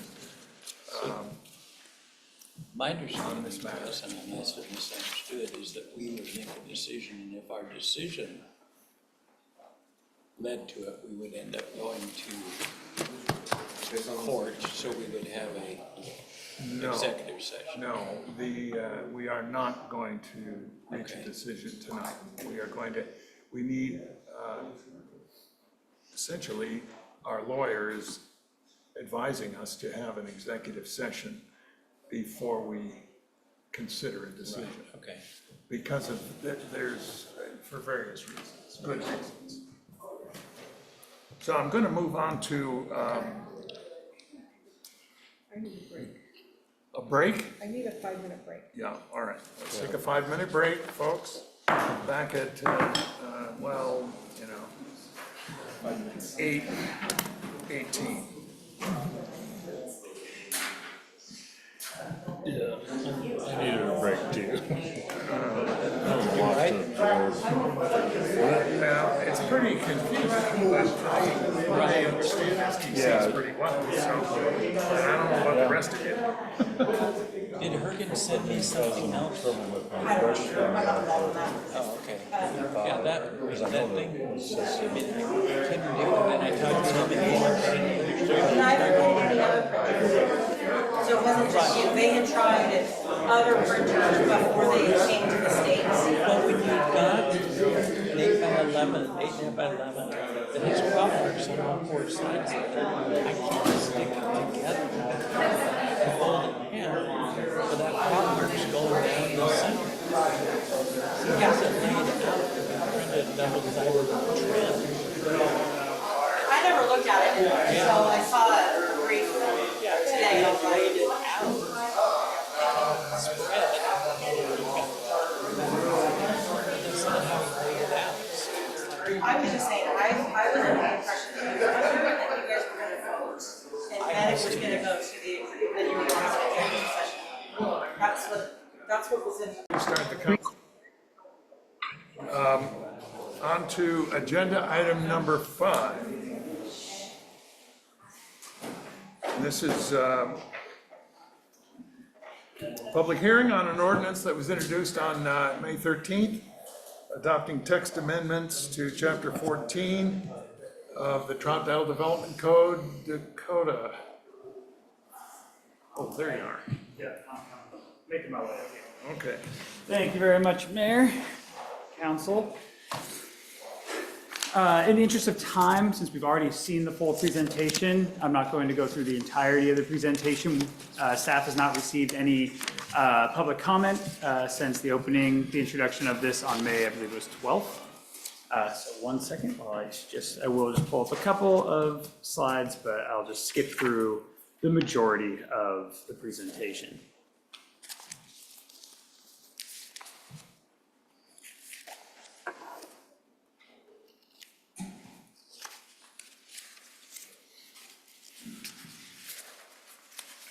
Okay.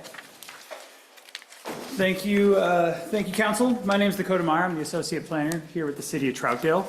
Tonight, I will be presenting the staff report for the proposed text amendment to Chapter 14 of the Troutdale Development Code under Case File 75-18. Here, there's one primary request with this application. The request is initiated by the city, and the city is the overall applicant. The city is proposing to update section 414.035.d submittal requirements to add habitat assessment report to all floodplain development permits. This change is in response to the FEMA requirement for communities to select pre-implementation compliance measures, or PICMs. So again, the entirety of the amendment will be within Chapter 14, specifically 14.035.d. Now I'm just going to skip through until the end here. You already have the basic information. The procedure we'll use to consider this request is a Type 4 land use application. Planning Commission is to make the formal recommendation to council. At the public hearing on February 12th, the Planning Commission voted to recommend approval of this text amendment to City Council. The City Council is the decision-making entity, and notice was provided as required by code.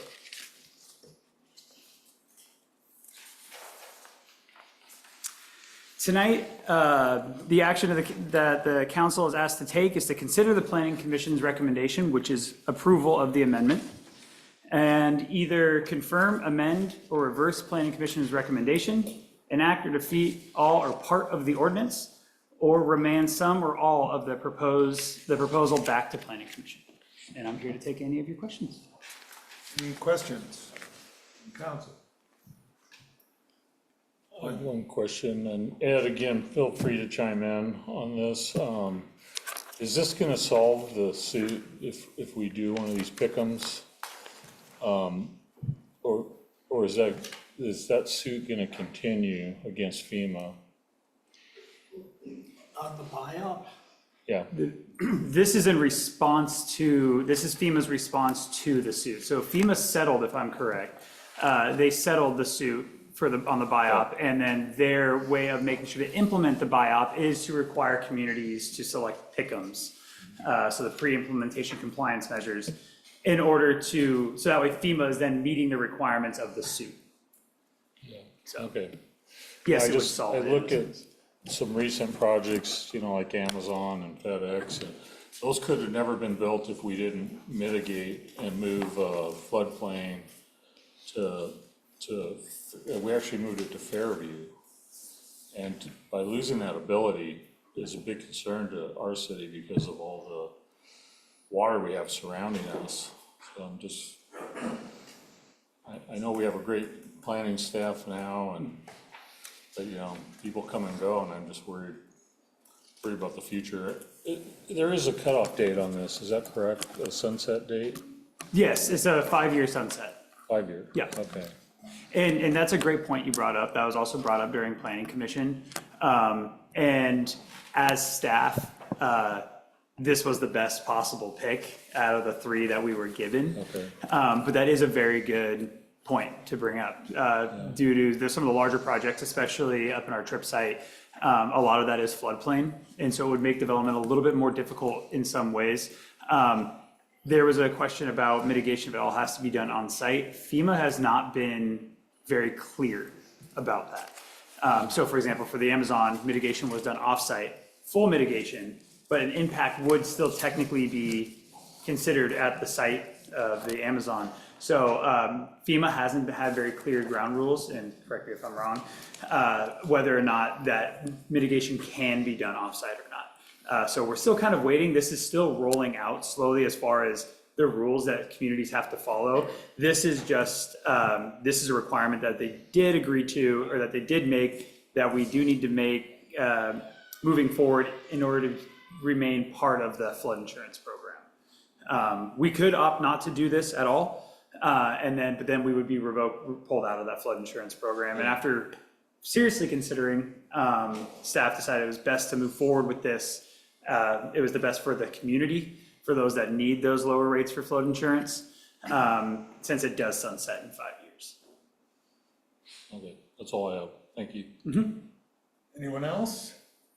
Yes. Yeah, as a follow-up to that, would it be possible or prudent to include the sunset timeframe in the ordinance so we could potentially avoid any missed potential? I mean, I don't want something to stay in there beyond when it has to be. So if we know when it's supposed to sunset, if there's wording we can put in there to, set the sunset by a certain date in accordance with FEMA, timelines or what have you, is that a possibility? I believe it's a possibility we could add. My only hesitation to doing so is it's set to sunset now. Who's to say it doesn't sunset? And that's just because how FEMA's kind of, with how this has all been rolled out. And FEMA hasn't suggested anything. That's just how I'm being a little cautious, that it's better to have it in there. And then when it's sunset, we keep an eye on that to then pull it out, than to add a line that for some reason, maybe it sunsets in 6 years, they extend this program. Then we don't have to go in and change it every time they say they extend. But that's just my personal opinion to the matter. Maybe Ed would have a better response than that. No, I agree, and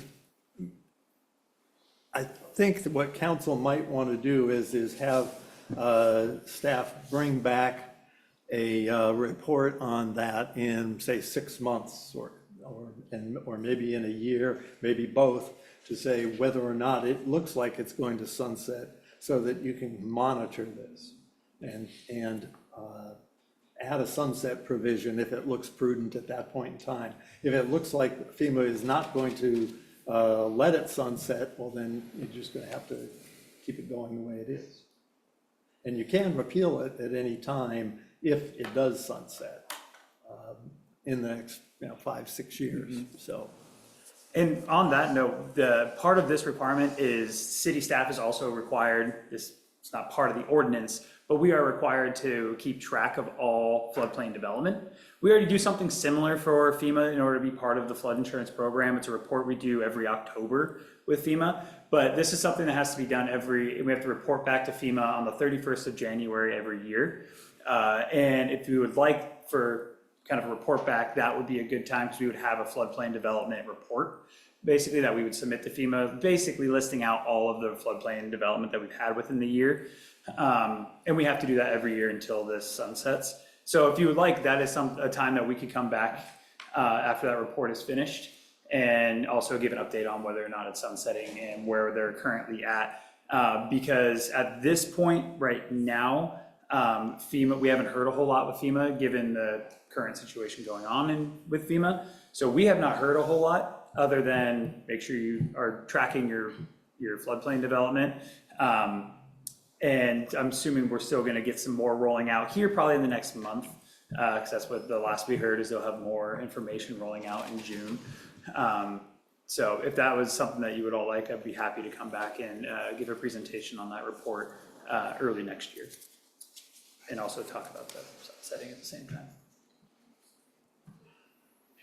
Go ahead. Dakota, do you have any concerns over our current project that's happening on the trail along the Sandy River or the URA development coming forward? No, the URA development won't be affected. And you're speaking confluence, correct? Yeah. That won't be affected because it's not going to impact the floodplain since there is the dike or the berm that rolls around. So all the development will be within that. So actually, while it's not considered floodplain because it's protected. So that won't be affected at all. I believe the trail was submitted just prior to needing to go through this process. I think that was correct. It was just prior. Yes. So that won't be affected either. So if this passes, do you know when it would go into effect? Technically, we're already required to do permit by permit. We just don't have anything in our code. So that was a requirement that was as of July 1st of this year. If the city did not adopt one of the 3 pick'ems, they were required to do permit by permit, which is what we're just moving forward with adopting since we currently have a permit. Some, as I mentioned before, some jurisdictions don't have any floodplain development permits where we're lucky enough where we do. So this is a very simple task. But those jurisdictions still have to be doing permit by permit and figuring it out along the way, where at least we already had some reporting and application requirements for a floodplain development permit. We're a little more strict in some ways than other jurisdictions for the better. So this is just requiring an additional report. I just see the success other cities have had around us with developing their waterfront along the Columbia and stuff, and it's like, why are we the only city that can't do it? It really frustrates me. Yeah, now moving forward, all those cities will have to meet the same standards, but this, I believe, while this is an additional step or a little extra hassle for a developer, it is possible to do. Because just because they have to do the report and have a no net loss doesn't mean that report doesn't come back saying there is no habitat in this floodplain. And therefore, then they are just good to go. Really depends on what that report states. And that's what we are. We have our consultant, our floodplain manager that reviews it and makes that determination. So I don't want it to come off as a hindrance. It's just more of a little extra step for another applicant to go through. And again, hopefully we won't see a major impact on any of our floodplain development permits. Good, thanks. Mm-hmm. Anything else? So if Jim Kay wants to build, he has to. Well, all right, we had a public hearing last time, but just in keeping with Troutdale's tradition, I'll open it up for any public comment or questions from anyone on Zoom, from the public who wishes to address the council on this matter? And seeing none, how about in the room? Anyone in the room wishes to address the council on this matter? All right. Well, we have before us the adoption of an ordinance adopting text amendments to Chapter 14 of the Troutdale Development Code. Do I have a motion?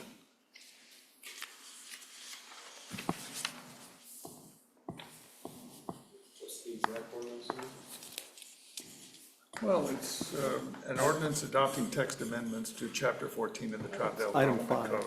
I move that we adopt the ordinance adopting text amendments to Chapter 14 of the Development Code as laid out by staff. I'll second. All right? Oh, Jesse, did you want to say something? No, I was just gonna second if nobody else would.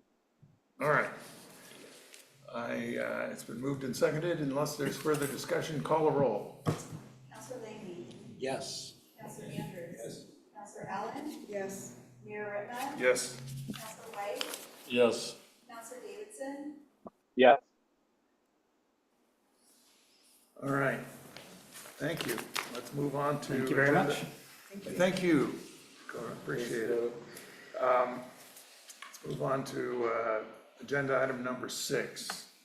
This is an ordinance introduced on May 13th, approving the 4th Amendment to the Troutdale Riverfront Renewal Plan to extend the plan duration. Eric. Thank you, Mr. Mayor. Yes, as you mentioned, this item was also introduced at the last city council meeting.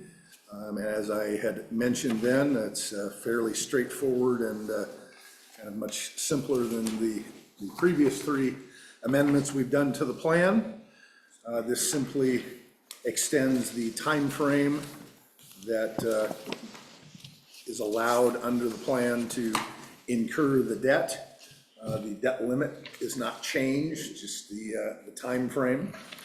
As I mentioned in the staff report the last time around, it's somewhat of a paperwork-heavy process given the nature of the change. So this is the second time you've seen it because the council has to adopt this plan amendment by ordinance. And then you'll have a lucky chance to see it again on the 17th at the Urban Renewal Agency meeting because the agency then has to adopt the same text by resolution.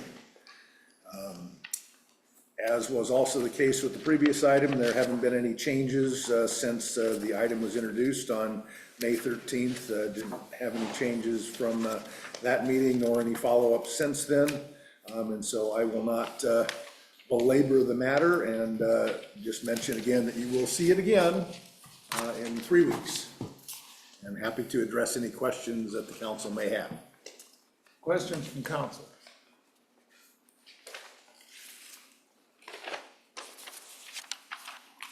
Well, hearing none, we did have a public hearing, but we'll just have another one, just in case.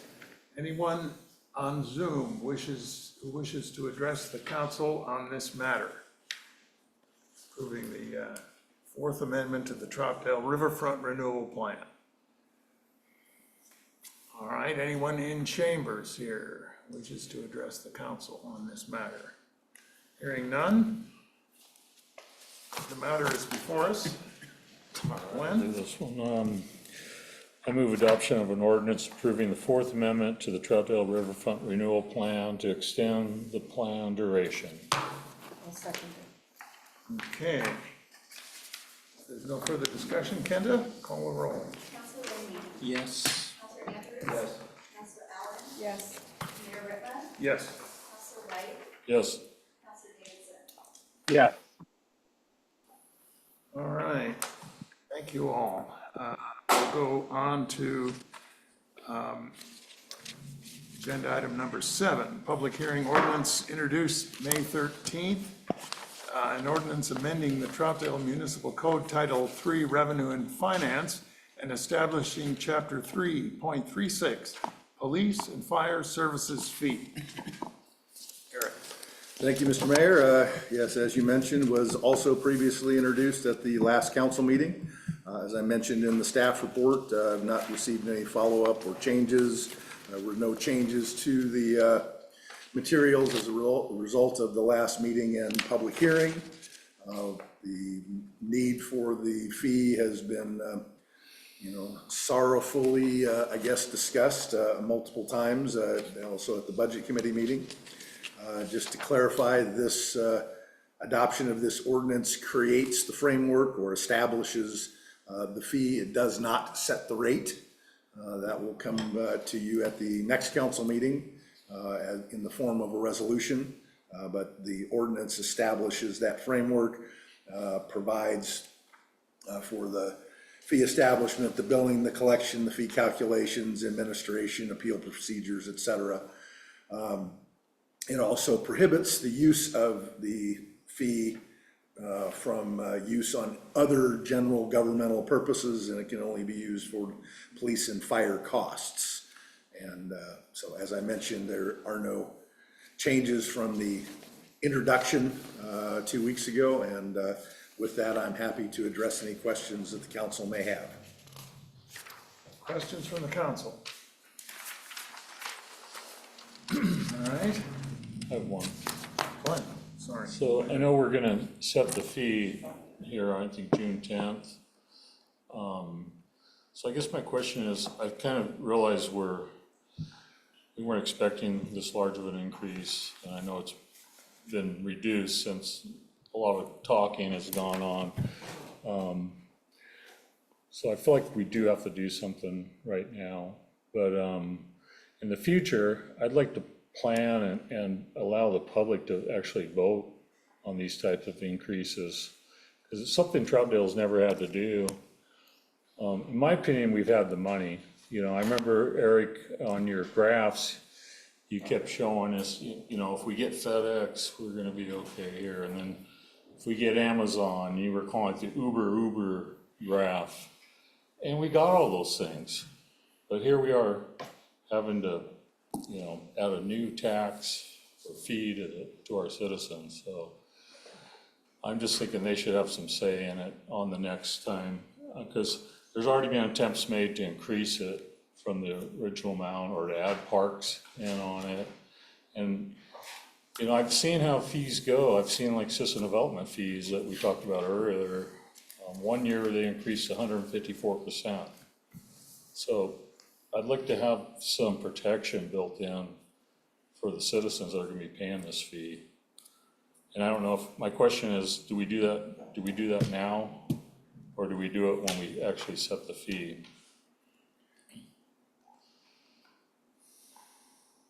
Well, I guess I don't know how to advise you of that. It's ultimately going to be a choice amongst the 7 of you that have a vote. So it's not really something that, staff can structure.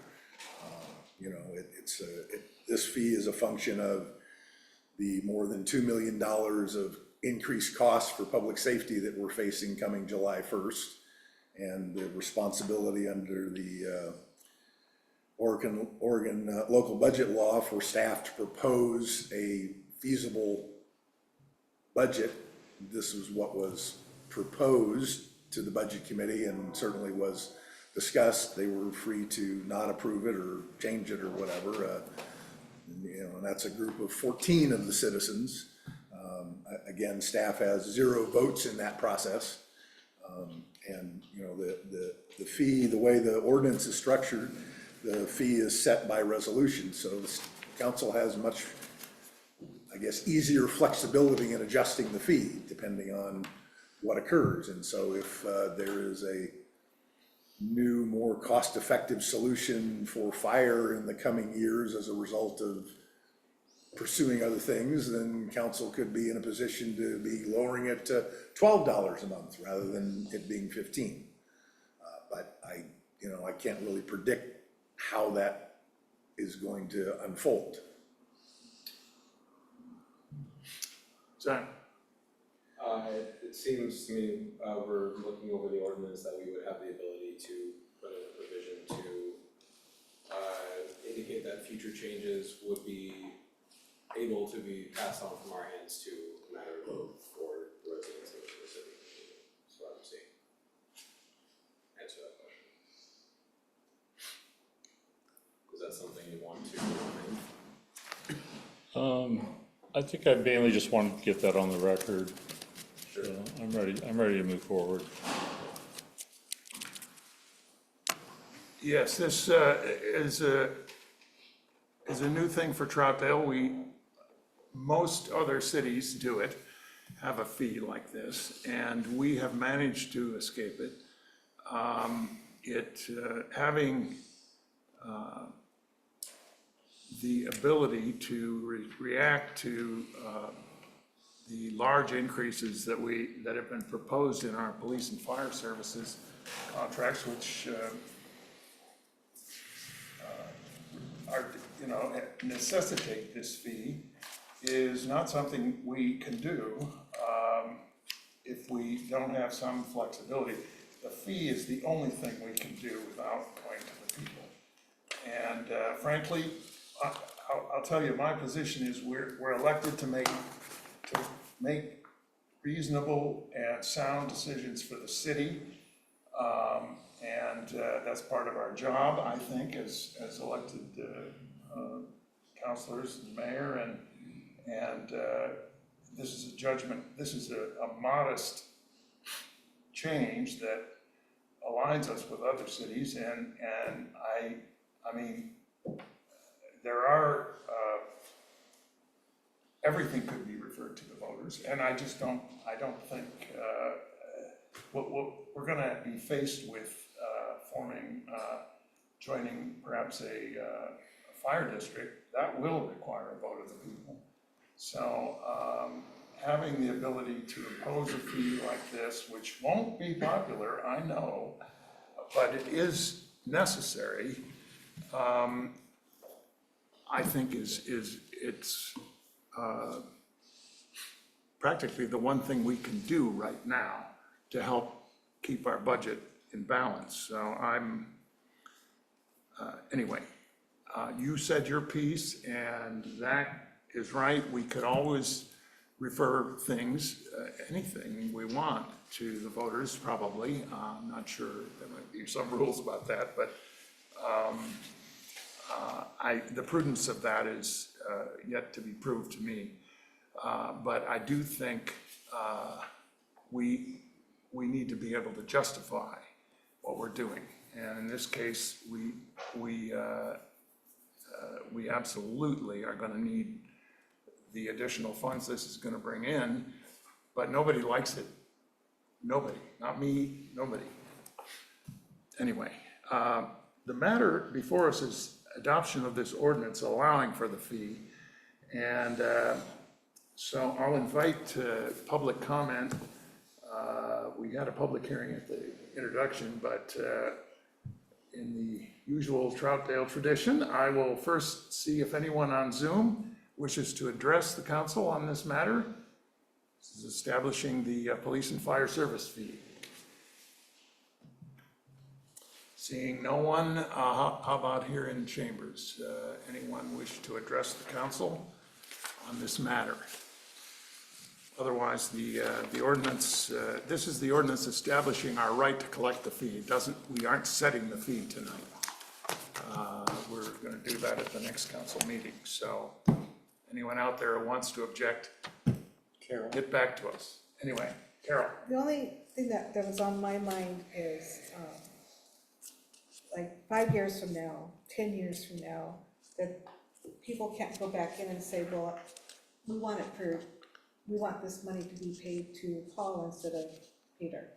I want to make sure that the money is really, really always going to go for the fire, always going to go for the police. It's not going to be taken out and going somewhere else. Because if we're asking the citizens to pay a certain amount of money, I would hate to find out 10 years down the road, we already took care of fire and police, so now we're just going to continue it and then put it in some other pocket. The fees that are collected are established based on the ordinance, are restricted for police and fire costs. And I can't imagine that we could have cost efficiencies so dramatic that the costs reduced and have property taxes so explode that there was excess funds. But even if that was the case, then they would require whomever is elected at that point to change the ordinance. But my belief, and the city attorney would have to correct me if I'm wrong, that could then only apply for fees from that point forward. So based on what's here, this is gonna have to be spent on police and fire. And that was intentionally how we wrote it, to try and provide that assurance so that it can't be redirected for administration or court or planning or any other worthwhile endeavor. Because my name was called. The Oregon Constitution says that when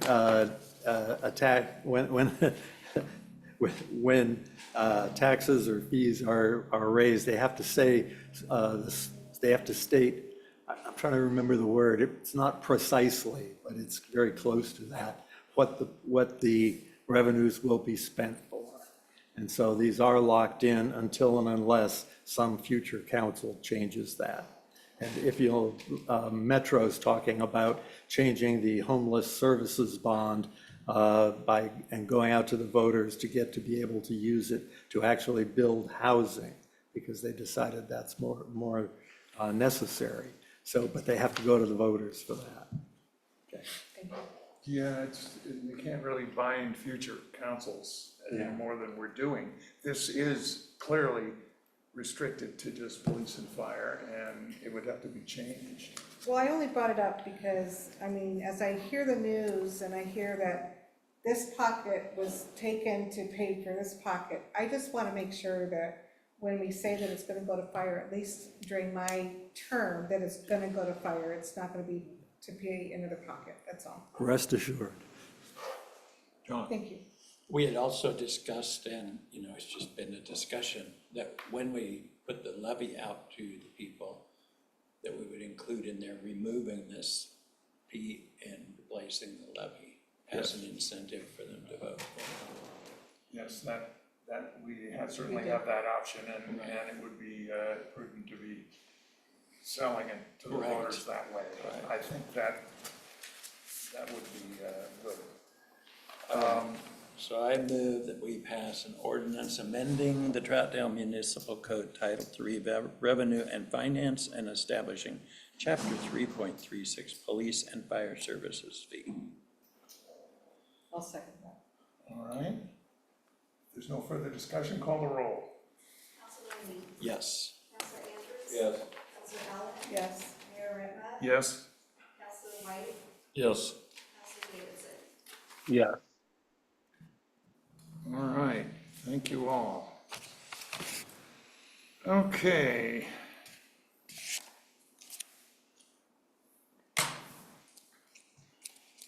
Agenda item number 8, a resolution approving a one-year extension of the Fire and Emergency Medical Services intergovernmental agreement with the City of Gresham. Thank you, Mr. Mayor. Also an item that's been talked about both at the Budget Committee and by the PSWAG group for going on 2 years, how to address the upcoming expiration of our IGA amongst the 4 cities for fire services that expire a little more than a month from now. As I mentioned in the staff report, and as has been discussed by PSWAG and by the Budget Committee and the Council to some degree in the past, we've had 30 years of service through intergovernmental agreements. The methodology for costing out the fees this time around has been proposed by Gresham in a meaningfully different way, which has resulted in significant cost increase. There was a 3 cities briefing meeting, I guess, for, I'm not quite sure how to just best categorize it, over at Wood Village back in April 9th, I believe it was.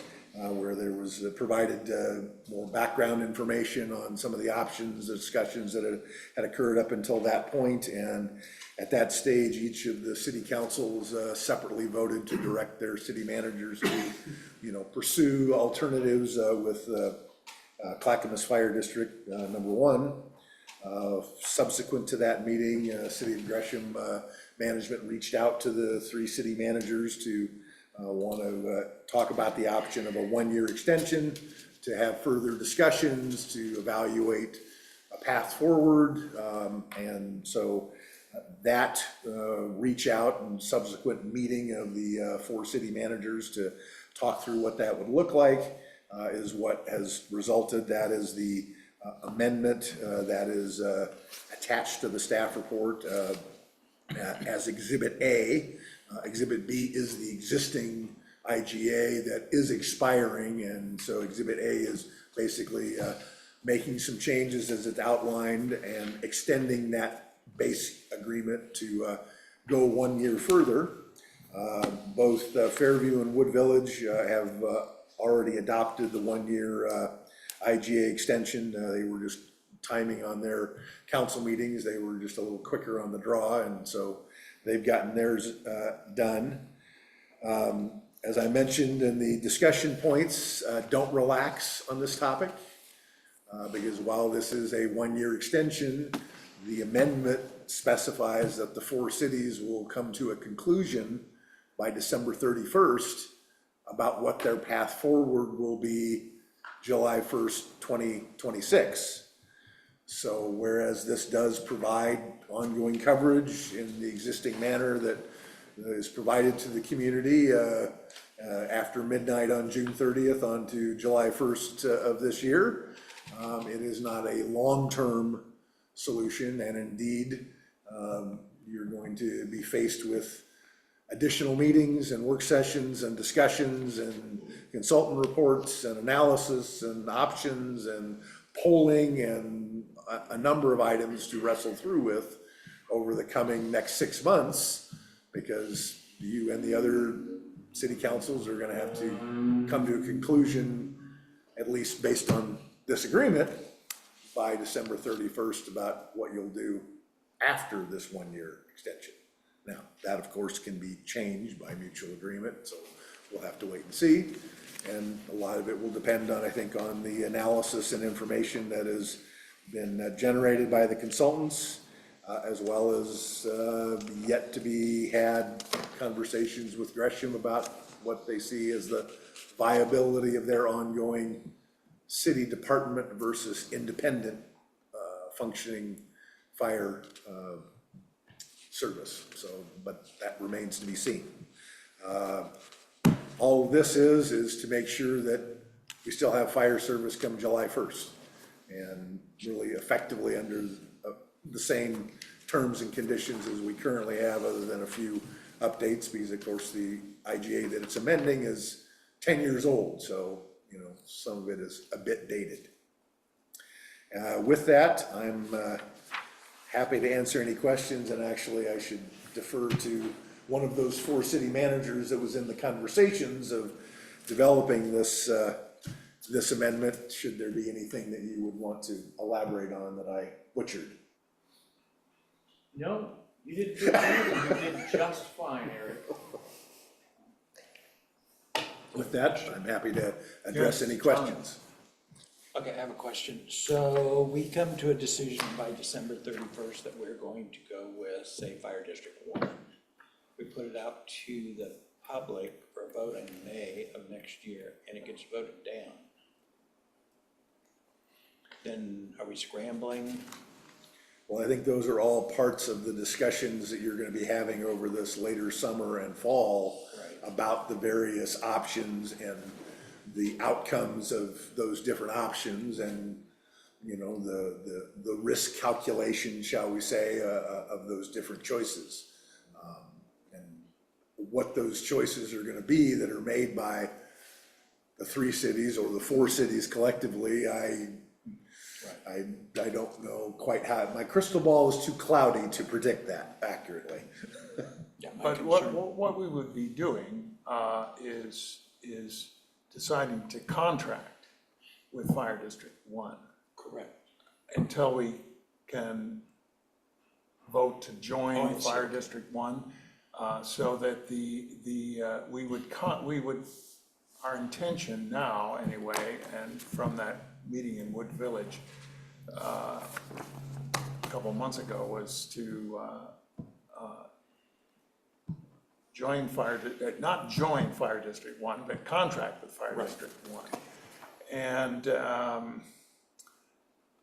yes, we are looking at putting a vote to join Fire District 1 in the May, possibly next May, but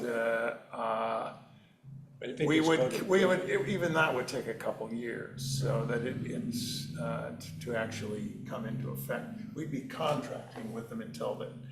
So we won't be scrambling in quite the sense you're talking about. Other questions? I'll just, as I've mentioned to the firefighters whenever I can get a chance, the decision of the cities was not out of any complaint about the fire services Gresham has provided or the emergency services over the last 30 years. Everybody loves our firefighters, and it was that we were presented with a potential fiscal ruinous impossibility of being able to continue, so it didn't have anything to do with just like Gresham's been doing it for us, providing fire and EMT for 30 years, and it's just been a great relationship, we think. But anyway, we were, all three cities, I can only speak for Troutdale, but we were faced with ruinous increases in the cost, and when we were offered by Gresham this one-year extension to make frankly, to make the transition to a Fire District 1 more sensible and smooth and spread, not such a rushed thing. We welcomed it, and we welcome it. And I think I've gone over this, and the others on the negotiating committee have gone over this carefully, and it's a really fair offer from Gresham. We appreciate it, and we're gonna make good use of the year extension this offers us. It's just it's not really a question, but anyway, I'll open it up to public comment at this point. This is the approving necessary interim, approving the one-year extension to the fire and EMT agreement with the City of Gresham. Anyone on Zoom wish to address the council on this matter? Mayor Remus Paul Wilcox, Troutdale. Yes. Okay, first I'm looking at the resolution. Paragraph 1 reads that by resolution number 2281 on April 14, 2025, I think that should be 2015. So you got a typo there which nobody has caught, which I'm kind of disappointed in, especially with staff, since it's a legal document, I assume. A couple other items on the resolution itself. I reviewed the vote on the resolution. Coincidentally, it was 4-3, the same as the sheriff's agreement, which came shortly before that, I think, at the time. Not the exact same players, close, but not the same. And let's see, I had one other item on this. Oh yeah, I reviewed the minutes from the April 14, 2015 minutes, and it goes 30-some pages. And listening to that, or reading that rather, I couldn't tell what the three naysayers had in mind as an alternative.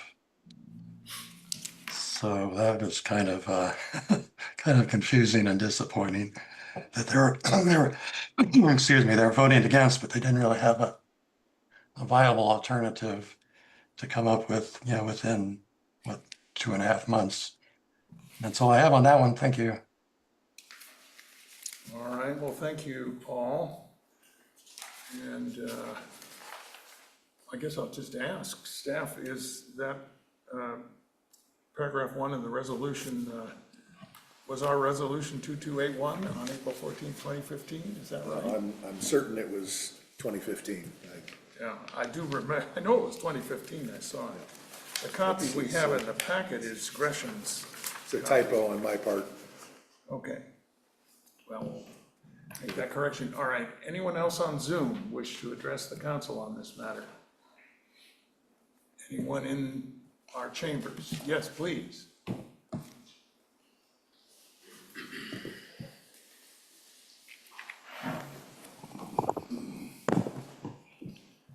Hi there. For the record, I'm Kevin Larson, president of Local 1062, and I have the privilege of representing the 120 men and women that provide fire service to the 4 cities. We really appreciate, after the 3 cities all met together, a lot of conversations that were had. We appreciate the ability to actually be at the table and have conversations with the decision makers about the decisions they're making. With that, we reached out to Gresham, we reached out to the City of Troutdale, we reached out to the City of Wood Village, we reached out to the City of Fairview to help them understand of discussing such an impactful safety issue about their cities without having subject matter experts of the community fire department. And I would encourage you, Mayor and Council, that this is not just a year for a transition to Fire District 1, but this is more of a opportunity to bring all the people at the table, all the stakeholders, including your firefighters, to have a conversation with long-term fire service looks like in East County. I guarantee you the people that have been serving in this community for the last 40-some years, I have no idea how long this we've been providing service here, but we know our fire service. We know what we provide, and we know what the assets we provide. We know what the needs are of the community. We know the community because we go out and talk to the community. So I would encourage you that this is not just a transition to possible Fire District 1, but this is an opportunity to bring all the people to the table, including firefighters, to discuss what the future of the fire service looks like. Thank you. All right. Thank you.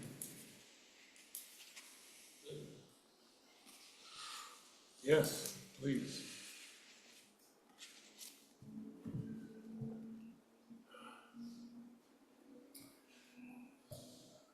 Council members, Mayor Ritma, my name is Travis Souls.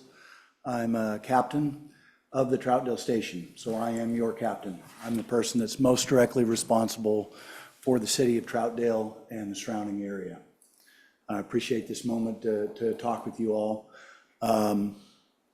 As Kevin stated, I can't say enough that I hope that you all take this opportunity to speak with Chief Menard, with Assistant Chief Hairston, with our union president, Kevin, and as City Manager Young can attest to, my phone is always on. I am always available. You can stop by and talk with me anytime. I can meet with for coffee at any time. We are here to help you make the most educated decision with what you have to cover. I understand the position that you all were put in. I don't fault or blame where you got to with Fire District 1. But there are other avenues, and we hope that you folks consider those because there are implications and ramifications for all of those decisions. There are a lot of unintended consequences that come along with a lot of those decisions. And so we just want you to be truly informed and truly make an educated decision for your voters. Again, thank you for the opportunity to speak. And like I said, my my phone is always on and I'm always available, so. All right. Thank you. Thank you. Okay. Good advice, I'm sure, and we are always listening, so. Anyone else? All right. Mayor Rittma, I guess just to follow up on those two public comments, a line that I plagiarized out of, I believe, Greg Dirk's staff report. The one-year extension allows all parties, including Fire District 1, more time to understand the needs, challenges, and opportunities in providing a long-term, financially sustainable fire and emergency medical services to this region. I think the intent is this next 6-month period, you've got to address all of the options, some of which have been talked about more specifically, some of which involve Fire District 1, some of which involve other options. And certainly having subject matter experts weigh in with their viewpoint and information will be useful information for you as decision makers. So I don't want to in any way imply that this resolution makes it a foregone conclusion what path this council, much less the other 3 city councils, are going to do over the next 6 months. All right. Yes, just a comment, you know, I appreciate the words from our fire department at this meeting today, and I was the counselor at the 3 cities meeting that said, hey, let's not be rash and keep the door open. And I don't know if you guys had anything to do with the change with this contract. I kind of got the feeling maybe you did. And so I just want to say that I, for one, would love to listen and hear more. I'm on the fire user board, so I know a lot of you. And I think you had a lot of wisdom on what you said tonight. Good. I agree. Anybody else?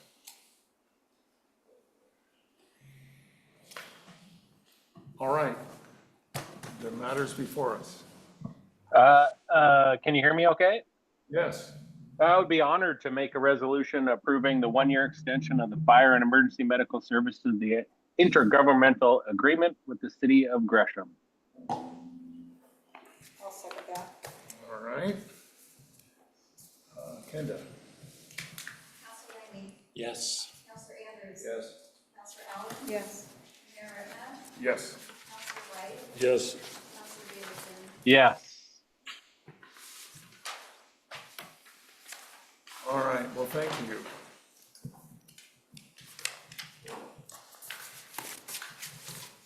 Yes, our work is not yet done, let's put it that way. Moving on to, we have agenda item number 9, a public hearing, resolution approving necessary interim utility user rate increases. Eric. Thank you, Mr. Mayor. This is a resolution very similar to one that I brought to you 2 years ago, which was the last time that utility rates were increased, as outlined in the staff report. And as you certainly all know, the city-operated water, sewer, and stormwater utilities are essential services that the city provide and are essential for life, health, safety, livability, and the prosperity of the community. Utility fees are what fund these utility services, and just as you have all experienced in your own lives, costs have gone up over the last 2 years. Costs for the city and the city to operate the utilities have also gone up over the past 2 years. This resolution provides for a 7% increase, as was outlined during the budget committee meetings. And it's to try and keep pace with the costs that the city is continuing to incur. Rates are based on the costs needed. We're not a for-profit enterprise like NVIDIA or Amazon or any other high flyer. but we are in a need, in a position to recover the costs needed to operate these essential services. Not only the day-to-day costs, but also the ability to fund sort of the capital replacement, repair items that come up. And just as anecdotally, since I wrote this up, we've had yet another one of those kind of aging infrastructure items that come up. We've had a failure on one of our wells, not the ideal time coming into the summer season, but one of the items that I'll have on the end of year budget transfers that you'll be getting here in about a month at the late June council meeting is about $100,000 transfer from contingency in the water fund to deal with that failed pump and the need to pull it and deal with the repairs so that we can get that water resource back online as we head into the warm summer months. Utility rates are what fund that type of a cost, as well as, of course, the month-to-month operations. As I mentioned before, we have not had a utility rate increase for 2 years. This is to address those ongoing costs. It's estimated the typical single-family household kind of exemplar is going to be about a $7.16 per month increase. Again, everybody's experience may be a bit different, but that's our exemplar that we've used over the years. This is based on the rates increasing July 1st.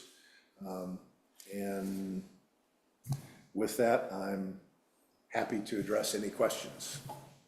Yes. Thanks, Eric. You mentioned under the pros and cons section, not approving proposed resolution sets the citizens up for presumably a dramatically larger than expected utility fee increase in 2026. Do you have any projections as to what kind of rate is to be expected either way, if we institute the 7% or if we don't, what we're expecting to see next year? Well, some of that will be driven by what the inflation experience certainly is between now and then. The projection on inflation tends to vary day to day depending on what some of the tariff initiatives are that seem to be changing frequently. By and large, economists are expecting the second half of the year to slow down from a GDP standpoint and increase from a inflation standpoint. So I expect that we're going to be in the 4+ range on inflation. So I would expect that would add to it. So if you were not to improve this, then we'd be into double-digit territory for a rate increase a year from now, which, as unpopular as this is, would be relatively more unpopular. Again, my crystal ball is not, is a bit cloudy, but that's based on what I would sense. The other piece is that as we work through the process with FCS, they may come back and indicate that while we may be recovering the operating costs, we're not recovering enough money for those capital replacement issues that I mentioned, so that we have $100,000 of contingency when we have a well pump fail. And so that might then add another % or 2 increase to that recommended rate. I guess it's, in theory, possible FCS could come back and say, you guys are greatly funded, you could cut your rates. I won't hold my breath that would ever happen, but, till they get the study done, and it also, their study also is involved with the items on the CIP and the impact on the SDC rate. So it's not quite straightforward, but anyway. Ray? Just a couple things. It's important to remember, because I do this research occasionally, that the utility rates that the city of Troutdale charges its citizens is substantially less than residents of the city of Portland and residents of the city of Gresham currently pay. we are getting a good bang for our buck in Troutdale. The second thing is it's important to remember when we've had this happen before is when we've used FCS in the past, the last time was 2017, and we're long overdue for another evaluation. And I think by this fall, you think, Travis? That's the plan. They come in and they do a full evaluation of our overall system, the economics, what it costs to maintain our systems, because we have great utilities right now. And what's happened before, if you don't keep up with inflation between those studies, they bring in this study and they say, hey, well, because you guys haven't been keeping up with inflation, now the new cost to maintain your system is this, and there's a huge gap between what our citizens are paying and what you are faced to have to pay, have them pay, because the cost to maintain these systems gets so much higher. And so by having these incremental cost of living increases, we're able to keep the increase that FCS will probably advise next fall to a minimum, so the impact won't be so great on our citizens. And finally, it's no fun to have increases in utility rates. It's no fun to make it more expensive for our cost of living in the city. But everything has gone up in price: gas, food, transportation expenses, utilities, electricity for us. And all those expenses, like gas and electricity, are huge expenses for our utilities, because those pumps, 480 volts, is that something bizarre like that? Some of them. And so all those rates are going up for our utility servers. And so just like this, so we have to increase our rates to cover the same costs that the citizens have to cover too. So it's not like the city utilities are immune to inflation or the increased costs that everybody else has to pay, and we have to recover those costs somehow. If we don't, then there starts to be corners have to be cut in our utilities, and that's when we really create problems in your community. So it's no fun, but it's a necessary requirement to make sure our water and sewer works great, which it does now. That's all I wanted to add, Mayor. Anything else? So- Yes, Carol? Question, so then with this increase, if you are a senior citizen or you are low income and you are on a budget, do you still get that rate if you, I mean, the lower rate that we do now? The way the ordinance is structured is there's a 50% discount, so as the rate goes up, of course, the discount goes up proportionately. So it's approximately $26 now, and so it will go up by whatever 7% of that number would be. Their discount will go up. I only bring that up because I know families that are on a fixed income and another 10, another 20 that we're asking, plus Multnomah County is asking, and, you know, with all the things that got passed, I am worried. I am worried for them to see if they can survive. I mean, you know, are they gonna go without food because they have to pay their electricity? I mean, it's a concern. Yes, John? And at the same time, are potentially adding $15 for public safety fee for July. So it's not just a little bit, it's a lot. It's a lot. Yes, go ahead. You know, we get a lot of people that move from Portland to here, and one of the big reasons they left was utility rates were so high over there. And, you know, I think water should be as close to free as possible. I mean, you need it to survive. And we're at the point with this increase, I used to have a big garden, and I know how much water I was using. I was using like 1,000 gallons every time I watered. So it's like, there's no way it doesn't pencil out anymore to do a garden. And that concerns me, because, you know, food prices are getting high, that people might need to resort to that. So I'm just asking that, you know, we do our best always to keep the costs as low as possible. It's really important to us and our community. Well, nobody likes higher prices. No. And I suppose it'd be nice if water was free, but it does cost something to provide. And if our ratepayers don't pay it now, we're just building up a debt for the next generation. So nobody likes raising rates. And I can't argue against the desire to keep rates as low as possible, but I think Troutdale does, within prudent investment in our system. Doesn't solve the problem you're talking about, but anyway. It's getting late, I can't remember now, did I invite public comment yet? Probably not. All right, let's open it up to public comment on this resolution authorizing interim utility rate increases, because we will be voting on it. Anyone care to address the council?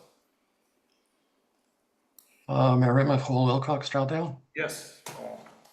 Okay, I'm looking at page 3 of the staff report, the very bottom, the 3 bullet points. And I'll start with the very last sentence, actually. The average Troutdale household estimated cost increase is $716 per month, or $85.92 per year.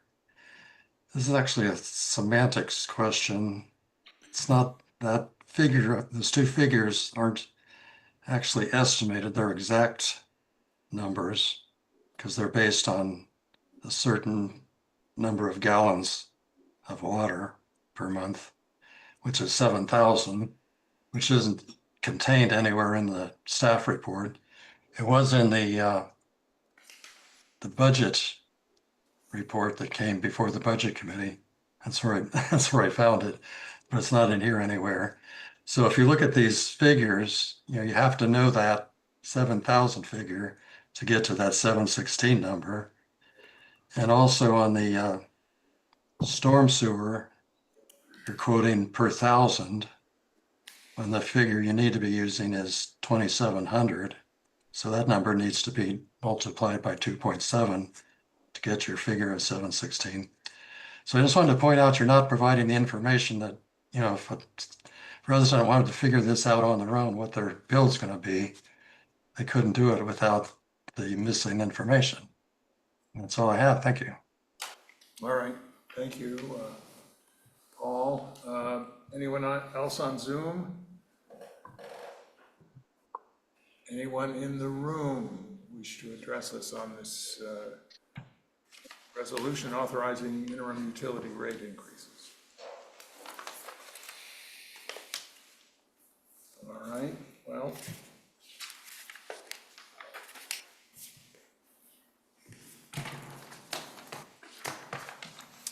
The matters before us. Anybody care to make a motion? Move that we adopt a resolution approving necessary interim utility user rate increases.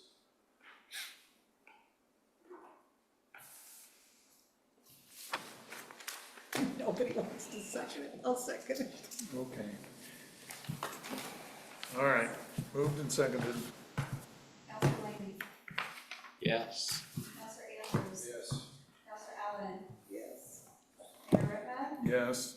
Counselor White. Yes. Counselor Davidson. No.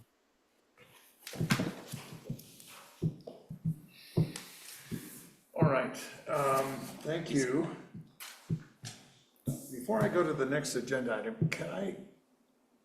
I mentioned it's getting late.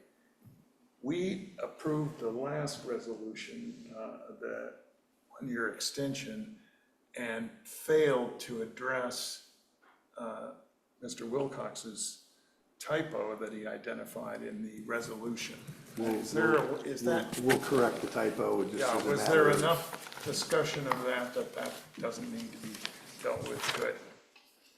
I appreciate that. Okay, then staff communications. Thank you, Mayor. Just 3 things. Number 1, hey, next weekend, June 6th, 7th, and 8th is the first Friday of the year, and it's in conjunction with the Arts Festival that will be downtown on June 7th and 8th. So look forward to some fun times next weekend in Troutdale. Number 2, On June 9th, we're still looking to having an executive session on June 9th to discuss Jensen's strategies and all their fishing expedition for getting applications for my position. So be planning on that on June 9th. We'll have that before the next council meeting. And that goes along with the last thing I need to say, Mayor, is in June is going to be full of meetings. We just added another one, an executive session tonight. And then we're going to have executive sessions regarding the new city manager. So you will be earning your summer break starting in the middle of July through the end of August. So just note that we're going to have a lot of meetings, and we're sorry for that. We just have a lot of business to attend to in the month of June. Thank you, Mayor. How many applications have we got? I don't know what the last count was. We were 17 2 weeks ago, weren't we? Well, that's why I'm still sitting up here, is I was gonna horn in on the staff communications There's a again. staff communication. Oh, okay, go ahead. Is that, the application window closed yesterday on the holiday. I spoke with their operations manager. It's the most applications they've had in 4 years for a position. It ended up being 46. Oh, wow. So, yeah, what I'm hearing for this is everybody thinks they can do my job. That's what I'm hearing. Or it's Fine. that attractive. It's so easy that anybody can do it. No, they want to work with us, right? That's another good point. So they will be busy going through them this week, sorting through stuff. Fortunately, they have a larger staff of consultants in their stable, as it were, that will be doing the follow-through Zoom interviews to whittle down. As I had mentioned, I think a couple of meetings ago, some of the applications they were getting, they characterized as the federal refugees, folks that may have government experience but may not be quite as on target. So given the quantity of applications, I suspect that most of those will not make the filter. But I also wanted to remind you of the executive session on the 9th, 6 o'clock here in this room. I expect it to be a long meeting.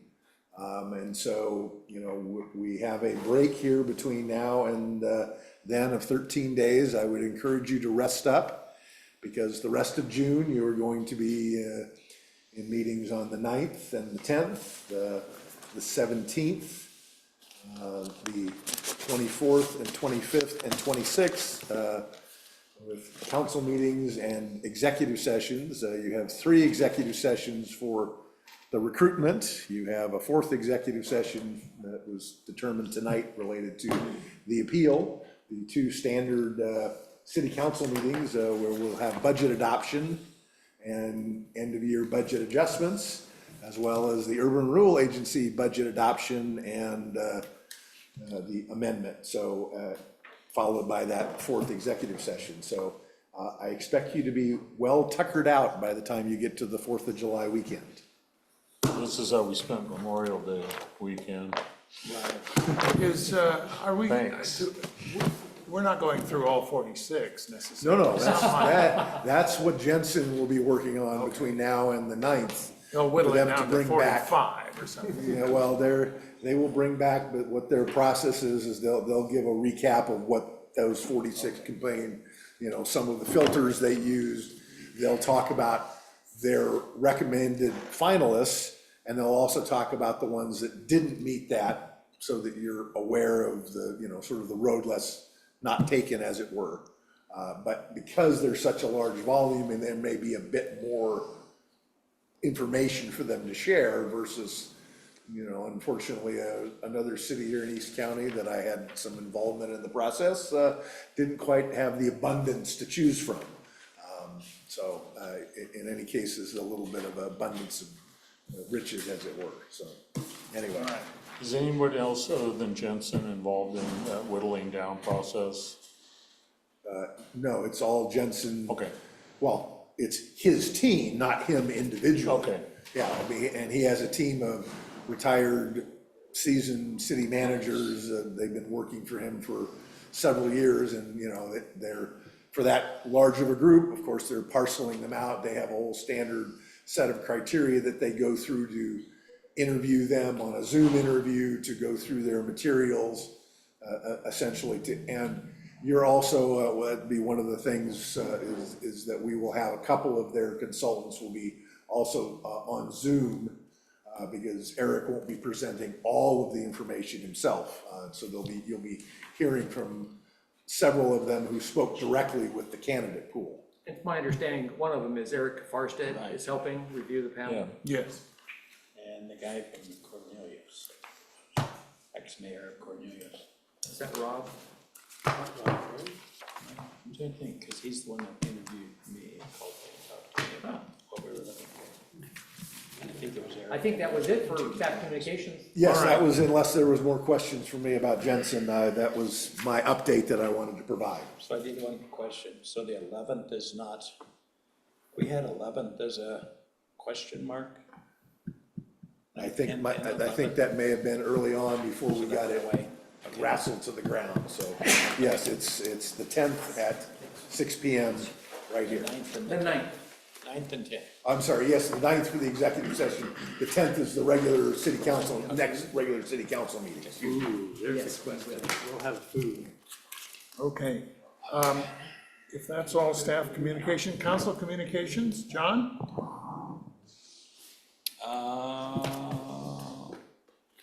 I think Zach and I are gonna be Thursday, 1:30 here for interview of the Confluence. The TCAB. TCAB, yep, we'll be here for that. Good. Looking forward to that. Anything else? Nope. Okay. Zach? Nothing further from me. Those we had some good points and everything tonight, so appreciate everybody's work on that. All right. I'll just say it was yesterday, Memorial Day, I was at Douglas Cemetery with the Troutdale Historical Society, Sharon Nesbitt. There was a lot of people that went to that. It's a beautiful cemetery in Troutdale, right in the middle of the city, and I was just gratified to see how many people came. The Metro had brought flags to put out, and really it ended up being a very interesting day. I hadn't been there in several years, so that's all from me. Glenn? Yeah, I was a little concerned when I saw the latest champion, and it talked about parking at Glen Auto Park, and it's like, it's all laid out and it hasn't come across our desk, and it's about the third time I brought it up. So it puts a lot of pressure on us. You know, somebody might not agree with that, but it's already out in the public, and it's very hard to change it after that, so I would just appreciate if things made it all the way through the process before they get announced to the public. Anything else? Jesse? Not too much. Just appreciate everybody's understanding of me not being there today. My wife was on call, so I couldn't be there, but it would have been a good one to be there, and I think it was a good meeting. I think we talked about some things. I'm happy Ray's in his head now. But Much more fun to be out of here. I'm happy that we made the deal with the Gresham Fire Department. I know some of those guys personally, and I think they do a great job. And I would love to continue that relationship with them if we can afford it, you know, and we get a seat at the table and we are a contributing member to that, at those parties. So, but that's it. I think that's it then, folks. I would entertain a motion to adjourn. I make a motion to adjourn. All in favor, say aye. Aye. Any opposed? We are adjourned.